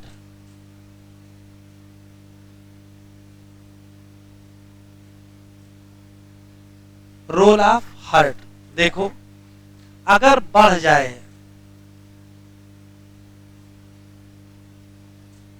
GFR, इसका मतलब है कि बढ़ गया है ब्लड प्रेशर। और अगर ब्लड प्रेशर बढ़ गया तो अब किडनी कुछ नहीं कर सकती है, क्योंकि वो घटे हुए को बढ़ा सकती है, बढ़े हुए को घटा नहीं सकती है। तो बीपी है बढ़ा तो क्या होगा, तो अगर बीपी बढ़ा होगा तो ब्लड फ्लो बढ़ जाएगा, इंक्रीज कर जाएगा। किसमें, एट्रियम में। इधर देखो, ये है left right atrium, left atrium, right ventricle और लेफ्ट वेंट्रिकल। इधर देखो, अगर बीपी बढ़ा होगा तो तेजी से ब्लड आएगा, और जैसे ही हार्ट में तेजी से ब्लड आएगा, हार्ट जान जाएगा कि बीपी बढ़ चुका है, तो अब बीपी घटाना है। तो ब्लड फ्लो बढ़ा हुआ है, बीपी बढ़ा हुआ है, कैसे घटाओगे, तो ब्लड प्रेशर को रिड्यूस किया जाएगा, इसको घटाना ही पड़ेगा। कैसे घटा दोगे, तो देखो कैसे घटाया जाएगा, ध्यान से सुने। सबसे पहले हार्ट के जो एट्रियम हैं, उसकी जो दीवारें हैं, एट्रियल वाल, वहां से निकलेगा ANF। क्या निकलेगा, ANF। Full form atrial natriuretic factor. कहां से निकला, हार्ट की एट्रियम की दीवारों से। और यही क्या करेगा, यही बीपी को घटाएगा। तो सवाल असली ये है, ANF घटा देगा क्या, ब्लड प्रेशर। बताओ कैसे घटाएगा, बाई। अभी लिखो नहीं, सुन लो। तो हार्ट से निकला हुआ ANF दौड़ा दौड़ा जाएगा किडनी के पास, वो कहेगा सबसे पहले जो आपके पास RAAS नाम की मैकेनिज्म चल रही है उसको बंद करो। क्यों, वो तो बीपी बढ़ाने वाली थी ना, ऑलरेडी बीपी बढ़ा है और किडनी बीपी और बढ़ाएगी, और नहीं बढ़ जाएगा। तो सबसे पहले इनहिबिट करना पड़ेगा किसको, RAAS मैकेनिज्म। सबसे पहले बढ़ाना बंद करो, उसके बाद फिर घटाने की बात आएगी। तो दूसरा नंबर पर करेंगे वैसोडाइलेशन। आप सोचो, ब्लड वेसल को डायलेट कर दिया जाए तो बीपी क्या हो जाएगा, कम। तो उसका रिजल्ट क्या होगा, घट जाएगा क्या, ब्लड प्रेशर। लेकिन कब तक डायलेट रखोगे, परमानेंट समस्या क्या है। तो अगर ऐसा कुछ कर दिया जाए कि ब्लड का वॉल्यूम घटा दिया जाए तो बीपी क्या हो जाएगा, घट जाएगा। और वॉल्यूम कैसे घटेगा, तो ब्लड से दो चीजें निकाल लो, क्या, वाटर निकाल लो, सोडियम निकाल लो। अगर ब्लड में वाटर और सोडियम कम कर दिए जाएं तो वॉल्यूम कम हो जाएगा, बीपी कम हो जाएगा। कैसे? तो तीसरा काम, सोडियम और वाटर पास कर दिया जाए किसमें? यूरिन में। अगर सोडियम और वाटर यूरिन में पास हो जाएगा तो घट जाएगा क्या? Blood volume. तो घट जाएगा क्या? Blood pressure. तो काम की बात सुने, अगर कहीं जीएफआर बढ़ गया, इसका मतलब है बढ़ा हुआ है क्या? Blood pressure. तो ब्लड फ्लो बढ़ जाएगा किसमें? एट्रियम। और जैसे एट्रियम में ब्लड फ्लो बढ़ेगा, एट्रियम की जो वाल हैं वो क्या निकाल देंगे? एएनएफ। और एएनएफ क्या करेगा? बीपी घटा देगा। कैसे? इतने सारे तरीके। सबसे पहले क्या करो? रास को बंद करो, इसको बंद करना बहुत जरूरी है। फिर क्या कर देंगे? वैसोडाइलेशन। फिर रियल समस्या यही है, सोडियम और वाटर कहाँ पास कर दो? यूरिन में। तो ब्लड में सोडियम और वाटर कम, तो ब्लड का वॉल्यूम कम, तो ब्लड का प्रेशर कम। इसका नाम एएनएफ क्यों है?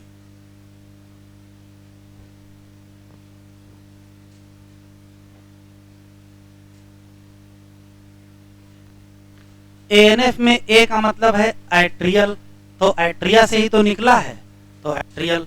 नाइट्री का मतलब होता है सोडियम, और यूरेटिक का मतलब होता है यूरिन। देखो सोडियम को कहां पास कर रहा है? यूरिन में। तो नाम क्या हो जाएगा? एएनएफ। आराम से बताएं, एएनएफ यूरिन को डाइल्यूट करेगा कि कंसंट्रेट? तय कर लो, जल्दी नहीं है।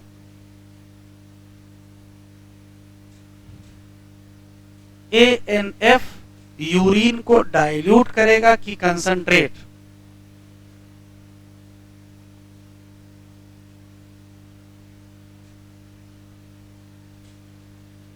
हमारा मुंह न देखो, लिखा नहीं उस पे। हाँ भाई, आया हुआ सवाल भी दिखाएंगे। डाइल्यूट करेगा कंसंट्रेट, तो यूरिन को ये डाइल्यूट करता है, यूरिन को डाइल्यूट करता है। तो जरा बताओ कौन कौन लोग हैं जो कंसंट्रेट करते हैं? अच्छा ये सवाल बाद में, पहले इतना लिखो।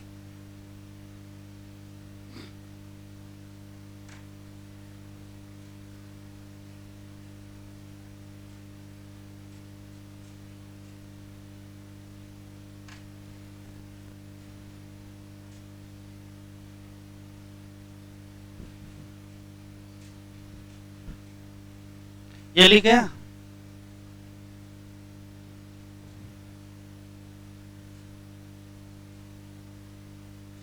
शुरू करें?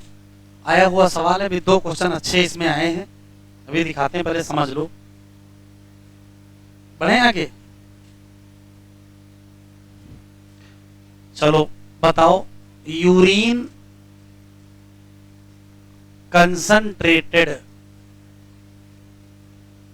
बाई,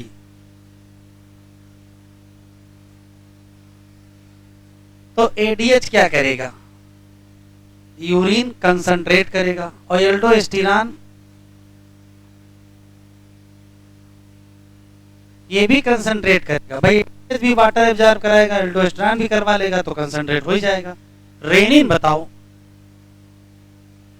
तो रेनिन भी कंसंट्रेट कराएगा, और एंजियोटेंसिनोजेन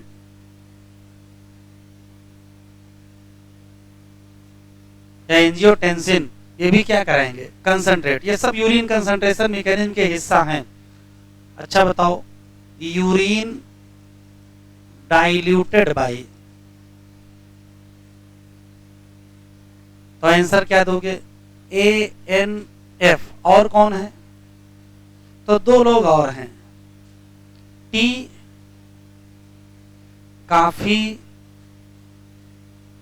और अल्कोहल। ध्यान से सुने, ऐसा कोई भी केमिकल जो यूरिन को डाइल्यूट करता है, उन सारे केमिकल को कहा जाता है डाई यूरेटिक एजेंट। क्यों? ये डाई यूरेसिस करते हैं।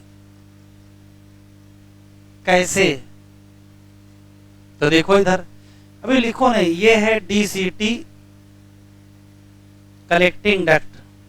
अभी आपको पहले से पता है कि यहां से वाटर एब्जॉर्ब होगा तो यहां वाटर कम जाएगा, लेकिन यहां वाटर एब्जॉर्ब कौन करवाएगा?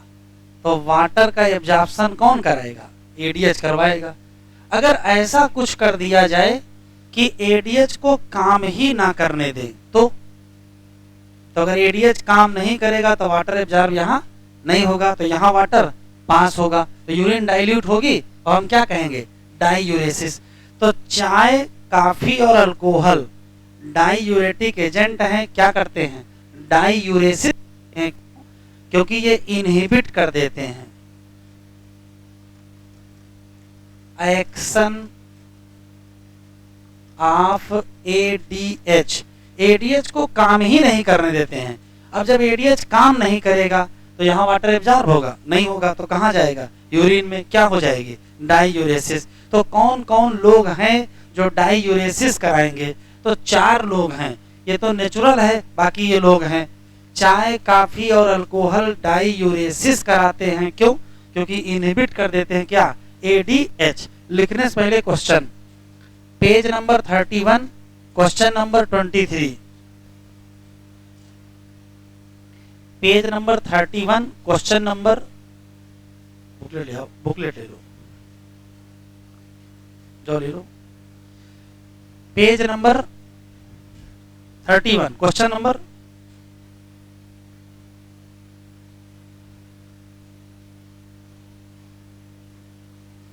क्वेश्चन नंबर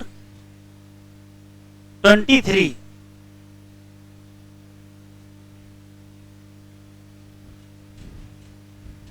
अरे अब तो बहुत आसान लग रहा है, क्योंकि अभी बिल्कुल साफ साफ पढ़ा ही दिया है। ये जब आया था तो बहुतों गलत हुआ था। कौन सा आंसर है?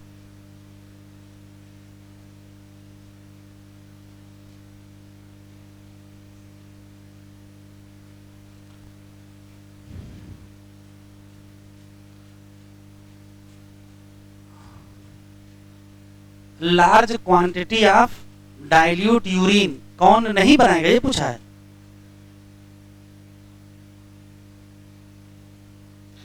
Which one of the following does not favor formation of large quantity of dilute urine? कौन नहीं बनाएगा? अल्कोहल बनाएगा, एएनएफ बनाएगा, कैफीन बनाएगा, रेनिन नहीं बनाएगा। चलो 23 के बाद सीधे क्वेश्चन नंबर 28 देखो।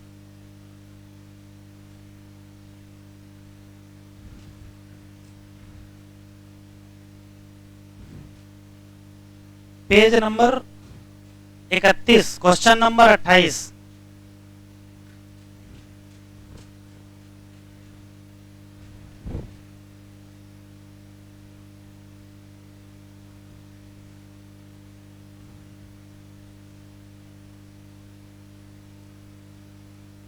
चेक कर रहे हो आंसर? आंसर ना देखो, सवाल देखो कितना बढ़िया है। अभी तो सब बहुत आसान लग रहा है।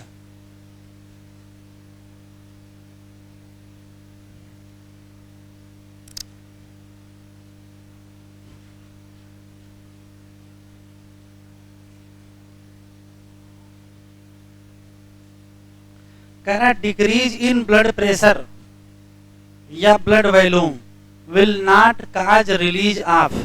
अगर बीपी या ब्लड वॉल्यूम घटा है तो कौन नहीं निकलेगा? बीपी या ब्लड वॉल्यूम घटा है तो कौन नहीं निकलेगा? तो बीपी या ब्लड वॉल्यूम घटने पे निकलेगा कौन से, पहले वो पता करो। तो बीपी या ब्लड वॉल्यूम घटा होगा तो एल्डोस्टेरॉन निकलेगा, एडीएच निकलेगा, रेनिन निकलेगा, एएनएफ नहीं निकलेगा। क्यों भैया? बीपी पहले से घटा है और ये निकलेंगे तो और घटा देंगे, तो क्या और घटाना है? और तो घटाना नहीं है। कौन सा आंसर? 4th। चलो एनसीईआरटी ओपन करो। अच्छा लिखो, हाँ सारे क्वेश्चन ही क्वेश्चन है यहाँ। लिख लिया सबने?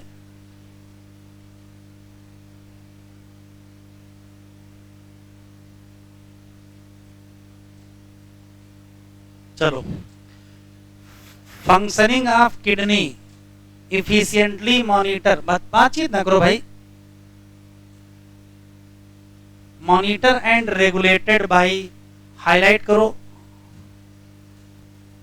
हार्मोन फीडबैक मैकेनिज्म, जिसमें 3 लोग हैं, एक हाइपोथैलेमस, दूसरा जेजीए और तीसरा, ये टिक कर लो। आस्मो रिसेप्टर हमारी बॉडी में एक्टिवेट होते हैं क्या बदल जाने पर, तो या तो क्या बदल दो, वॉल्यूम बदल दो, या तो क्या बॉडी फ्लूइड वॉल्यूम बदल दो, या तो आयनिक कंसंट्रेशन बदल दो, मतलब ऑस्मोलैरिटी बदल दो।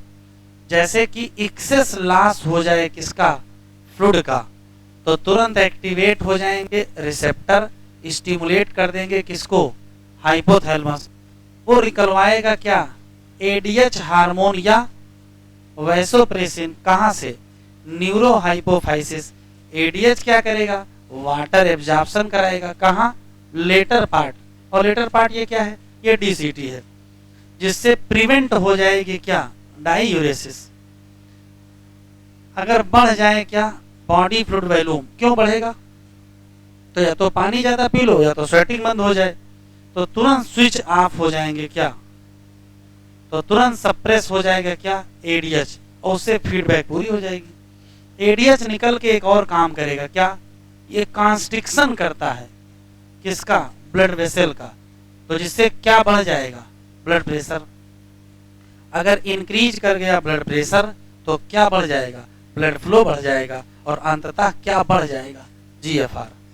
जेजीए कॉम्प्लेक्स रेगुलेटरी रोल अदा करता है, जैसे ही घट जाए क्या, ग्लोमेरुलर ब्लड फ्लो, या घट जाए क्या, ग्लोमेरुलर ब्लड प्रेशर, या घट जाए क्या, जीएफआर। तो 3 तो यहीं लिखे हैं, क्या क्या घट गया है, या तो ग्लोमेरुलर ब्लड फ्लो घट जाए, या तो ग्लोमेरुलर ब्लड प्रेशर घट जाए, या तो जीएफआर घट जाए, तो तुरंत एक्टिवेट हो जाएंगे जेजी सेल, और क्या निकलेगा, रेनिन, कन्वर्ट करेगा किसको, एंजियोटेंसिनोजेन को, किसमें, एंजियोटेंसिन फर्स्ट में, कहां कन्वर्ट करेगा, ब्लड में, और फर्स्ट किसमें कन्वर्ट हो जाएगा, सेकंड ही काम शुरू करेगा। ये पावरफुल क्या है, वैसोकॉन्स्ट्रिक्शन। अब वैसोकॉन्स्ट्रिक्शन किसका करेगा, तो इफरेंट का करेगा, इससे बढ़ जाएगा ब्लड प्रेशर, तो अपने आप बढ़ जाएगा क्या, जीएफआर। लेकिन सेकंड एक काम और करेगा, ये एक्टिवेट कर लेगा कार्टेक्स को, निकलवा देगा एल्डोस्टेरॉन, ये क्या कराएगा, री एब्जॉर्प्शन, मेनली किसका, सोडियम का, साथ में क्या एब्जॉर्ब, वाटर, कहां से, डिस्टल पार्ट, जिससे फाइनली क्या बढ़ जाएगा, तो वैल्यू ब्लड प्रेशर बढ़ेगा, और ब्लड प्रेशर बढ़ेगा तो जीएफआर। इस पूरी मैकेनिज्म को कहते क्या है, रेनिन एंजियोटेंसिन मैकेनिज्म। लेकिन अगर कहीं बढ़ जाए ब्लड फ्लो, कहां, एट्रिया में, तो हार्ट से निकलेगा क्या, एएनएफ, और निकल के क्या करेगा, वैसोडाइलेशन, मतलब डायलेशन ऑफ ब्लड वेसल, तो घटा देगा क्या, blood pressure. ANF mechanism therefore act to, इसको चेक करना पड़ेगा, इसको रोकना पड़ेगा, किसको, रेनिन एंजियोटेंसिन मैकेनिज्म। हेडिंग डालें, मिक्चुरेशन,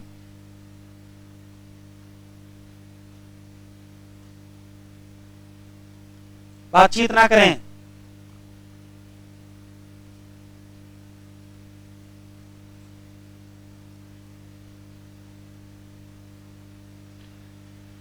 पहले तो मिक्चुरेशन का मतलब देख लीजिए क्या है। तो देखो इधर, ये है हम लोगों की kidney,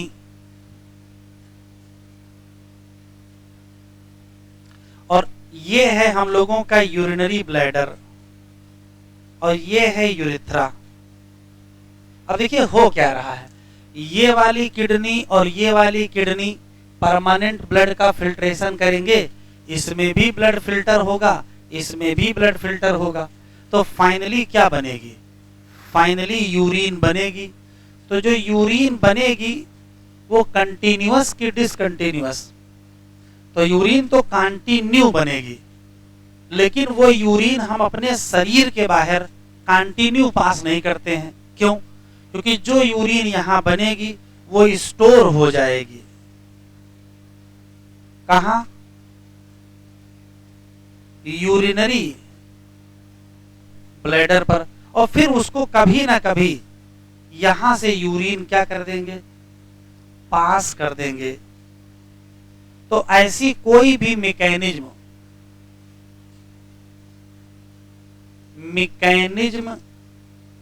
to pass out urine, उसी को कहते क्या है, मिक्चुरेशन।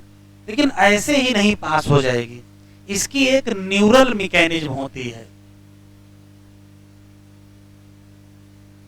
न्यूरल मैकेनिज्म, क्योंकि हम लोग अपनी इच्छा अनुसार पार, उसमें हम लोगों का ब्रेन या हमारा न्यूरल सिस्टम इन्वॉल्व होता है, न्यूरल मैकेनिज्म होती है। इसी नाते इस न्यूरल मैकेनिज्म को मिक्चुरेशन रिफ्लेक्स कहते हैं। अब सवाल यह है कि ये न्यूरल मैकेनिज्म या मिक्चुरेशन रिफ्लेक्स कब शुरू होगी। इनिशिएटेड बाय, तो देखो क्या होता है, इधर देखिए, बनाइएगा नहीं अभी। ये है हम लोगों का यूरिनरी ब्लैडर, और ये है यूरिथ्रा, और ये है उसका स्फिंक्टर। यूरिनरी ब्लैडर में बाहर बाहर पाई जाती है मसल, मान लेते हैं ये हो गई यूरिनरी ब्लैडर की मसल, और मसल के बीच बीच में कुछ रिसेप्टर पाए जाते हैं, जिनका नाम स्ट्रेच रिसेप्टर है।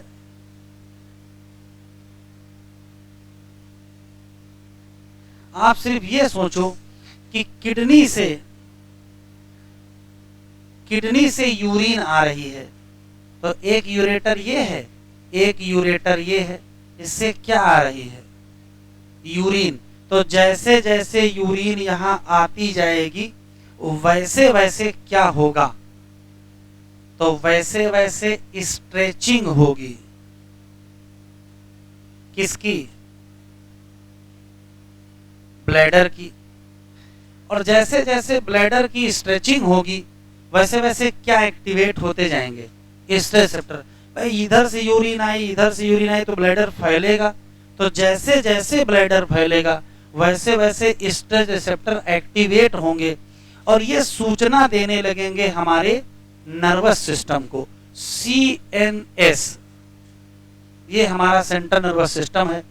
तो जैसे सुबह से बैठे हैं तो धीरे धीरे ब्लैडर में यूरिन कलेक्ट हो रही है, तो जैसे जैसे ब्लैडर कलेक्ट भर रहा है वैसे वैसे इंफॉर्मेशन ब्रेन को जा रही है। तो ब्रेन से आदेश आ रहा है कि अभी ब्लैडर को भरने दो, अभी क्लास में हो, अभी पहले पढ़ाई करो, ठीक है। वहां से कोई आदेश तुरंत नहीं आया है कि हाँ ब्लैडर खाली करो, वहां से आदेश आया ठीक है आप ऐसा करो, ब्लैडर को और रिलैक्स करते जाओ, और ब्लैडर और फैलता चला जाएगा। फिर देखो क्या होगा, धीरे धीरे ब्लैडर लगभग 50% से ज्यादा भर जाएगा।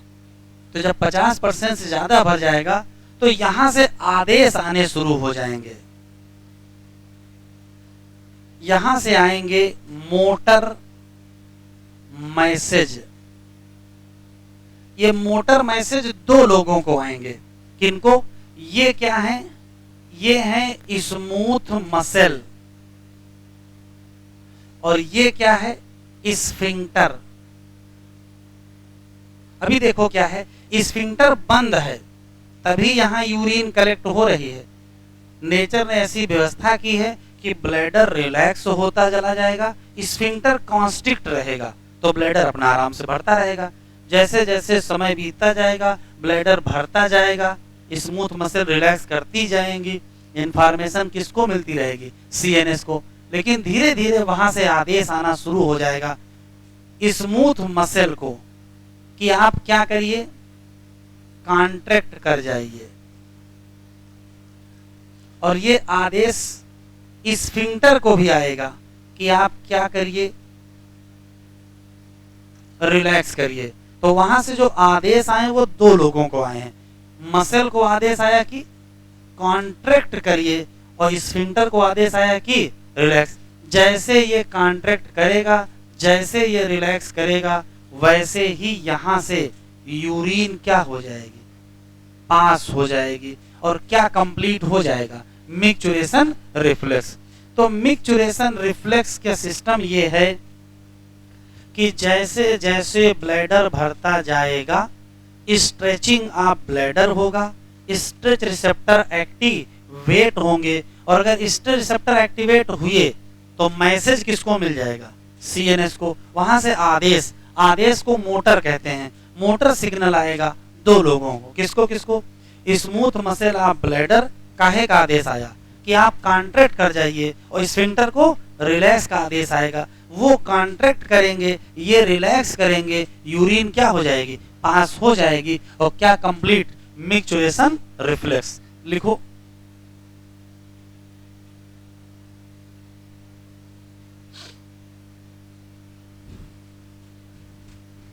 ऐसा होगा नहीं। हाँ, कुछ लोग यही सोच रहे होंगे कि अगर खराब हो गए हमारे तो हम क्या करेंगे, तो कुछ नहीं होने वाला है।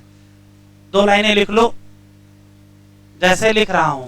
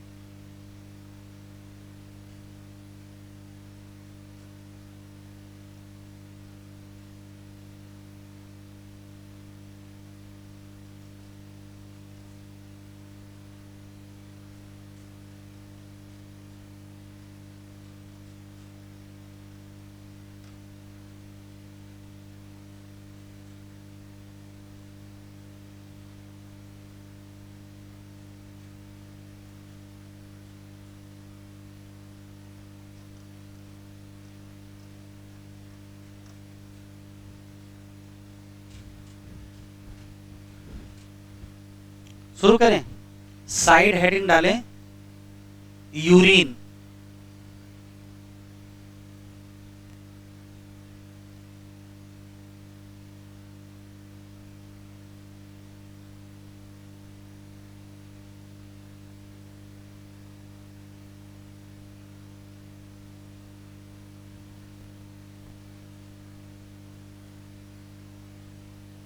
बताओ।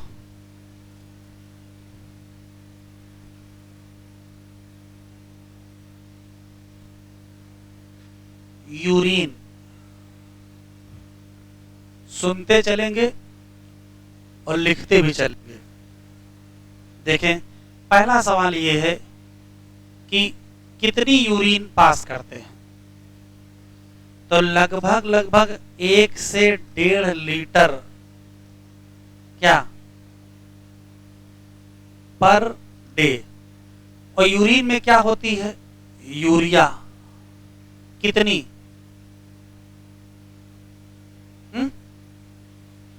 25 से 30 किलोग्राम, एक बोरी यूरिया है, धान में डालो जाके आराम से।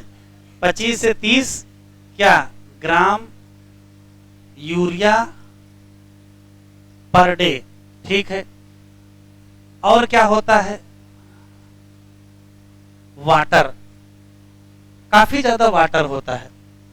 अब इसके बाद सुनिए, अगर हम यूरिन की बात करें तो ये एक प्रकार का वाटरी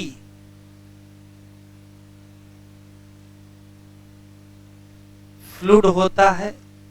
दूसरा क्वेश्चन, ये लाइट येलो कलर का होता है, क्यों, पीला रंग कहां से आ गया, तो कहोगे यूरो क्रोम या यूरो बाइलिन पिगमेंट, ठीक, चाहे यूरोक्रोम कहो चाहे यूरो बाइलिन पिगमेंट कहो। अच्छा, कैरेक्टरिस्टिक ओडर, गंध होती है, उसकी एक स्मेल होती है, वो स्मेल वास्तव में कंपोजिशन के नाते है। क्योंकि उसमें पाई जाती है क्या, यूरिया। तो यूरिया के नाते उसका एक विशेष स्मेल होती है। अगला, स्लाइटली एसिडिक होता है। कितना पीएच होता है? तो पीएच की बात करें तो 6.0। अभी जल्दी ही पूछा गया है क्यों होता है।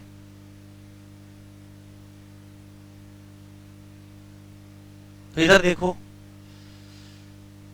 ये है डीसीटी, ये है कलेक्टिंग डाटा। लिखो इधर देखो, आपको पता है डीसीटी पर 3 चीजें डाली जाती हैं, H+, K+ और क्या, अमोनिया। तो आप सोचो अगर फिल्ट्रेट में H+ आ जाएगा तो जो यूरिन पास होगी,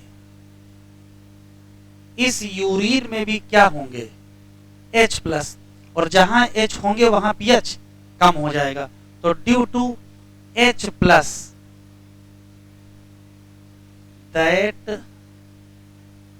secreted इन क्या, फिल्ट्रेट। अच्छा, अगर ये आंसर ना मिले तो, क्योंकि हम लोगों के समय जब सवाल आया था तो ऑप्शन दूसरा था और आंसर सही था। तो अगर ये ड्यू टू ये ना मिले तो आंसर लगा दीजिएगा यूरिक एसिड। यूरिन का एसिडिक कैरेक्टर होता है, सबसे बढ़िया आंसर है ड्यू टू H+। लेकिन अगर मान लो ना मिले तो आंसर क्या लगा देना, यूरिक एसिड लगा देना। अच्छा,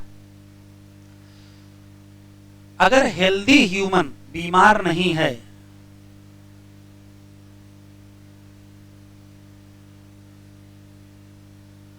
हेल्दी ह्यूमन के यूरिन में क्या क्या होता है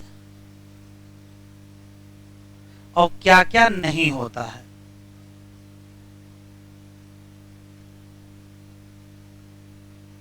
तो होने वाला पहले बताओ क्या क्या होता है,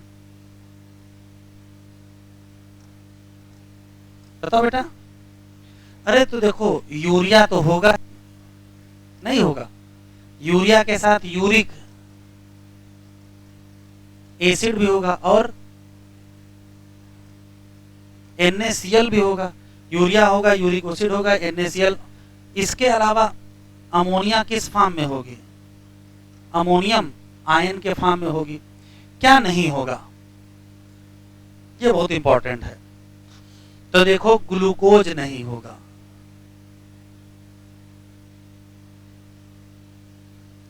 क्या नहीं होगा, तो कहेंगे ग्लूकोज नहीं होगा। अच्छा, और क्या नहीं होगा, तो ना ग्लूकोज होंगे ना अमीनो एसिड होंगे। क्यों नहीं होंगे बताओ, क्यों नहीं होंगे? क्योंकि 100% एब्जॉर्ब हो चुके हैं, कहां, पीसीटी पर। और क्या नहीं होगा, ब्लड की सेल नहीं होंगी। और क्या नहीं होगा, ब्लड की प्रोटीन भी नहीं होगी। क्या आरबीसी होगी, कहो नहीं। डब्ल्यूबीसी होगी, कहोगे नहीं। तो ना आरबीसी होगा, ना डब्ल्यूबीसी होगा, ना प्लेटलेट होगा, ना प्रोटीन होगा, ना ग्लूकोज होगा, ना अमीनो एसिड होगा, और ना ही कीटोन बॉडी होंगे।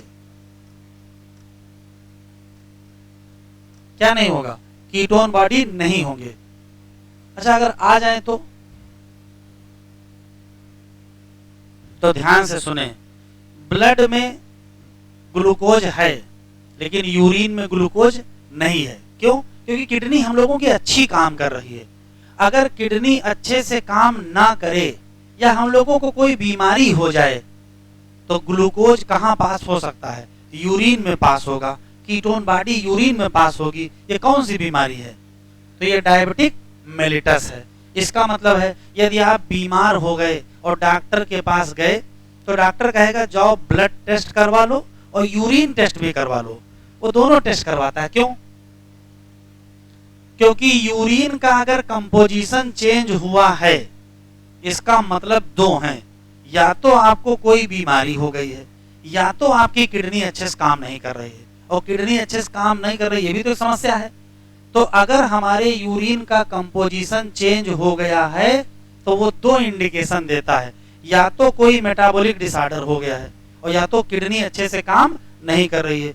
इसी नाते एनालिसिस ऑफ यूरिन बहुत जरूरी पार्ट है ये पता करने के लिए कि बीमारी है या बीमारी नहीं है। तो क्लिनिकल डायग्नोसिस में किसका बड़ा रोल है, तो कहोगे यूरिन के एनालिसिस का बहुत बड़ा रोल है। इतना लिख लिया, आगे बढ़े, लिख लो कोई दिक्कत नहीं है।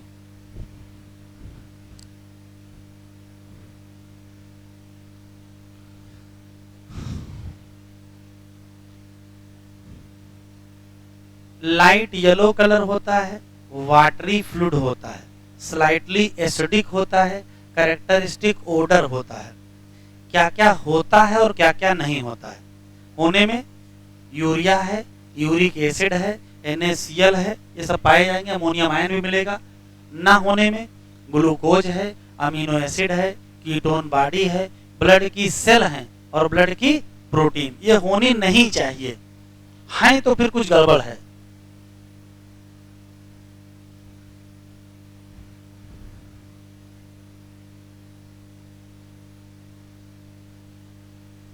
बढ़े आगे।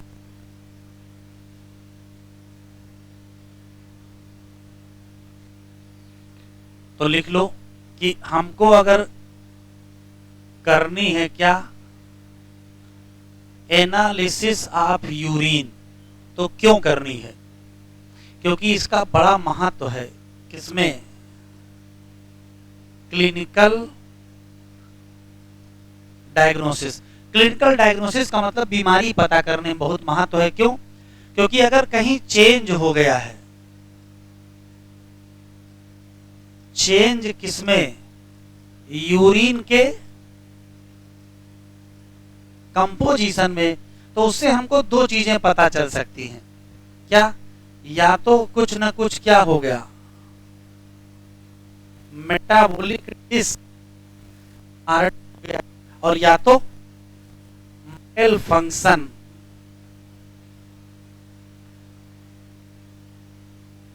किडनी अच्छे से काम नहीं कर रही है। इसी नाते एनालिसिस की जाती है। एनालिसिस क्यों करते हैं? ये पता करने के लिए कि कुछ चेंज तो नहीं है। इसका एग्जाम्पल दिया है कि अगर हो गई है डायबिटिक, कौन सी, मेलिटस, तो दो चीजें दिखाई पड़ेंगी,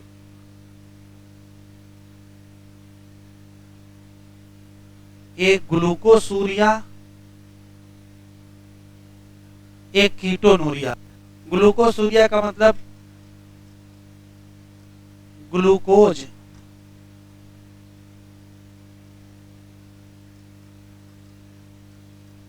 पास इन यूरिन, और कीटोनूरिया का मतलब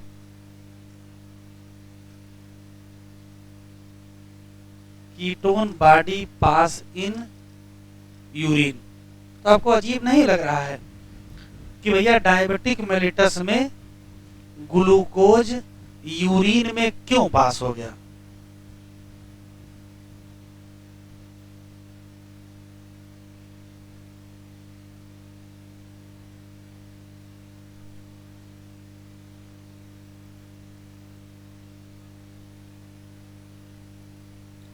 क्योंकि पीछे अभी हम लोग पढ़ के आए हैं कि ग्लूकोज तो 100% एब्जॉर्ब हो जाता है, फिर कैसे पास हो गया?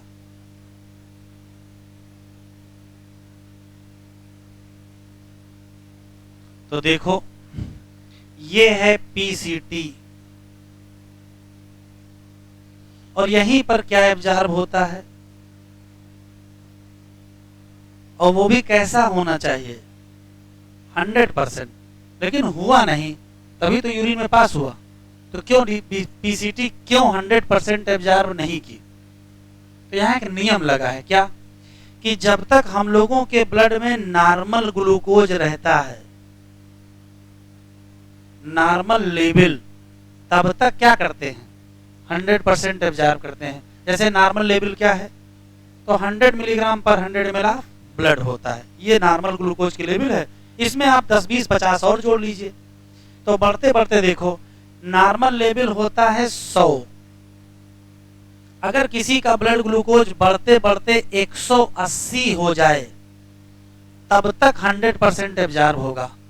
लेकिन अगर 180 से बढ़ के 280 हो गया तो अब ये 100% एब्जॉर्ब नहीं होगा। अब ये कहाँ पास होने लगेगा? यूरिन में। तो ग्लूकोज जैसी इंपॉर्टेंट चीज यूरिन में पास होगी। कब? अगर वो 180 या उससे ऊपर चली गई। चलो ये तो इसका समझ में आ गया। ये कौन सी चीज हो गई है? कीटोन बॉडी पास होने लगी। तो ये कीटोन बॉडी क्या है? तो इस व्यक्ति को है क्या? Diabetes mellitus. देखो ध्यान से सुनिएगा, डायबिटीज मेलिटस की खास बात यह है कि इसका ब्लड का ग्लूकोज लेवल बढ़ा हुआ है, लेकिन इसकी सेल को ग्लूकोज नहीं मिल रहा है। ब्लड में ग्लूकोज ज्यादा है लेकिन सेल को ग्लूकोज नहीं मिलेगा, तो सेल जीवित कैसे रहेगी? तो सेल जीवित रखने के लिए वो क्या करेगी? होगा क्या? डायबिटीज मेलिटस वाली बॉडी में जो सेल होती हैं, इसके अंदर फैटी एसिड का होने लगता है ऑक्सीडेशन, और उसी से बनती है क्या? कीटोन बॉडी, जो कहां जाएगी? तो इस व्यक्ति में कीटोन बॉडी बनने लगती हैं, जो कहां पास होती हैं? यूरिन में। कौन सी कीटोन बॉडी बनती हैं? तो 3 बनती हैं। एक बार ये पूछी जा चुकी हैं। एक का नाम एसीटोन, एक का नाम एसिटो एसिटिक एसिड, और बीटा हाइड्रोक्सी ब्यूटायरिक एसिड। बढ़ा लो बेटा। 2 बार ये सवाल आ चुका है, 4 ऑप्शन दिया और पूछता है इसमें से कौन कीटोन बॉडी नहीं है। हमें क्या पता कौन नहीं है? जो है वो याद रखो। कौन है? एसीटोन, एसिटो एसिटिक एसिड और बीटा हाइड्रोक्सी ब्यूटायरिक एसिड। तो डायबिटीज वाले व्यक्ति के साथ बड़ी समस्याएं हैं। उसके ब्लड में ग्लूकोज है, सेल को मिल नहीं रहा है। क्यों?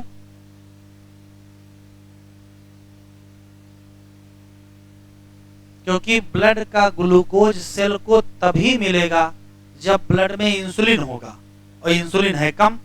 तो इंसुलिन कम के नाते सेल को ग्लूकोज नहीं मिल रहा है, तो सेल जिंदा तो रहेगी, क्या तोड़ देगी? फैट। फैटी एसिड का ऑक्सीडेशन करेंगे, क्या बनेगा? Ketone body. लिख लो, एनसीईआरटी ओपन करो।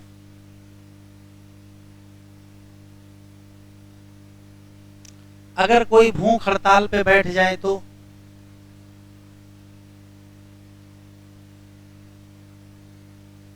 अगर कोई भूख हड़ताल पे बैठ जाएगा तो स्थिति ये हो जाएगी कि एक दिन तो उसका 24 घंटा ग्लाइकोजन से काम चल जाएगा।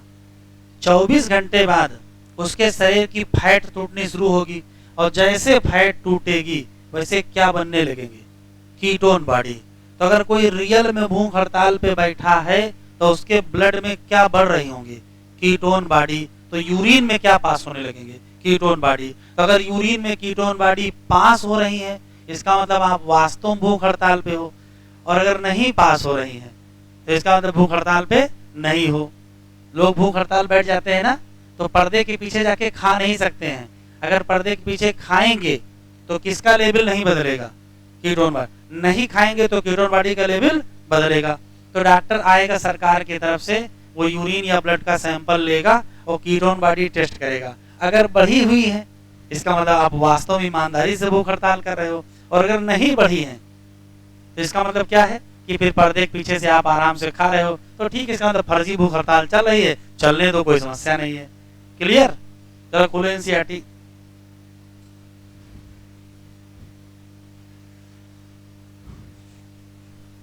तो जिन लोगों को कहीं क्लास में ना जाना हो तो बैठे रहेंगे, और 11 बजे से टेस्ट स्टार्ट होगा। यूरिन बनेगी कहां? नेफ्रॉन। अंततः कहां पहुंचेगी? यूरिनरी ब्लैडर, जहां इसको स्टोर किया जाएगा। कब तक? कब तक स्टोर करोगे? तो जब तक वॉलेंट्री सिग्नल ना आ जाए। वॉलेंट्री का मतलब जानबूझ के। और सिग्नल कहां से आएगा? CNS से आएगा। लेकिन सिग्नल आएगा क्यों भैया? सिग्नल क्यों आएगा? तो लिखा है this signal initiated by stretching of bladder. कैसे? जैसे जैसे भरेगा यूरिन तो क्या एक्टिवेट हो जाएंगे? Stretch receptor. कहाँ जो पाए जाएंगे? ये सिग्नल भेज देंगे किसको? और CNS से फिर क्या आएगा? Motor message. किसको आएगा? आएगा कि कॉन्ट्रैक्शन करो किसका? मोटर का। और रिलैक्सेशन करो किसका? स्फिंक्टर का। एक साथ कॉन्ट्रैक्शन आज करेंगे, रिलैक्सेशन कल करेंगे। एक तरफ कॉन्ट्रैक्शन, दूसरी तरफ, तो साइमल्टेनियस होगा। पहले ये घटना होगी, पहले ये, फिर लिखा है क्या? साइमल्टेनियस होगा। तो अंततः फिर क्या होगा? रिलीज हो जाएगी urine. Process of release of urine is called micturition. और इसकी कैसी मैकेनिज्म है? न्यूरल। कहते क्या हो? Micturition reflex. यहां तक तो मिक्चुरेशन है। एडल्ट ह्यूमन में लगभग 1 से 1.5 litre urine per day urine बनेगी। कैसी? लाइट येलो कलर एक क्वेश्चन, वाटरी फ्लूइड दूसरा क्वेश्चन, स्लाइटली एसिडिक तीसरा क्वेश्चन, pH 6 चौथा क्वेश्चन। क्यों? Due to H+। Characteristic odour होगी पांचवा क्वेश्चन। ऑन एन एवरेज कितनी यूरिया क्या पर डे? बहुत सारी कंडीशन है जो प्रभावित करती हैं किसको? Characteristic of urine. तो टिक कर लो। इसी नाते जरूरी है क्या करना? Analysis of urine. और इससे क्या पता चलेगा? क्लिनिकल डायग्नोसिस किसका? पोलिक डिसऑर्डर। और किसका? मैल फंक्शनिंग ऑफ किडनी। एग्जाम्पल, अगर ग्लूकोज पड़ा हो तो क्या कहोगे? ग्लाइकोसूरिया। ग्लूको भी कहते हैं, कोई दिक्कत नहीं है, ग्लाइकोसूरिया। और अगर कीटोन बॉडी पड़ी हो तो क्या कहोगे? Ketone urea. कहाँ? यूरिन में। ये किसको बताएंगी? तो डायबिटीज मेलिटस। अदर ऑर्गन और स्किटरी डिसऑर्डर। 1 घंटे का बचा है, अगले लेक्चर पर हो जाएगा। ठीक है, तो अभी 10:30 बजा है, आधे घंटे बाद पेपर बांट देंगे। तब तक आप चाहे कुछ खा पी लीजिए और कुछ चैप्टर रिवाइज कर लीजिए। बस आपको सुन लीजिए 2 मिनट। सेल्फ अपने आप का ध्यान रखना है क्या? कि जितने बजे आप एग्जैक्ट पेपर शुरू करिएगा तो 60 मिनट में 1 घंटे में 100 क्वेश्चन आपको करने हैं। सॉरी कितने? 90 क्वेश्चन। हाँ, 100 पहले होते थे। 1 घंटे में 90 क्वेश्चन करने हैं। आप अपनी घड़ी से करिएगा। आपके चाहे 90 में से 90 गलत हो जाएं, हो जाने दीजिएगा। टाइम ऊपर मत ले जाइएगा। फिर से रिपीट कर रहा हूं, 1 घंटे में 90 सवाल करिएगा, आपके चाहे सब गलत हो जाएं। समय बड़ा महत्वपूर्ण है, क्योंकि अगर एग्जाम में आप 1 घंटे में बायोलॉजी खत्म नहीं किए तो फिजिक्स केमिस्ट्री क्वेश्चन छूट जाएंगे। तो 1 ही घंटे में आपको पेपर करना है। एक बात, 2 बातें और सुन लीजिए। जल्दी काहे कर रहे हो भैया? बाकी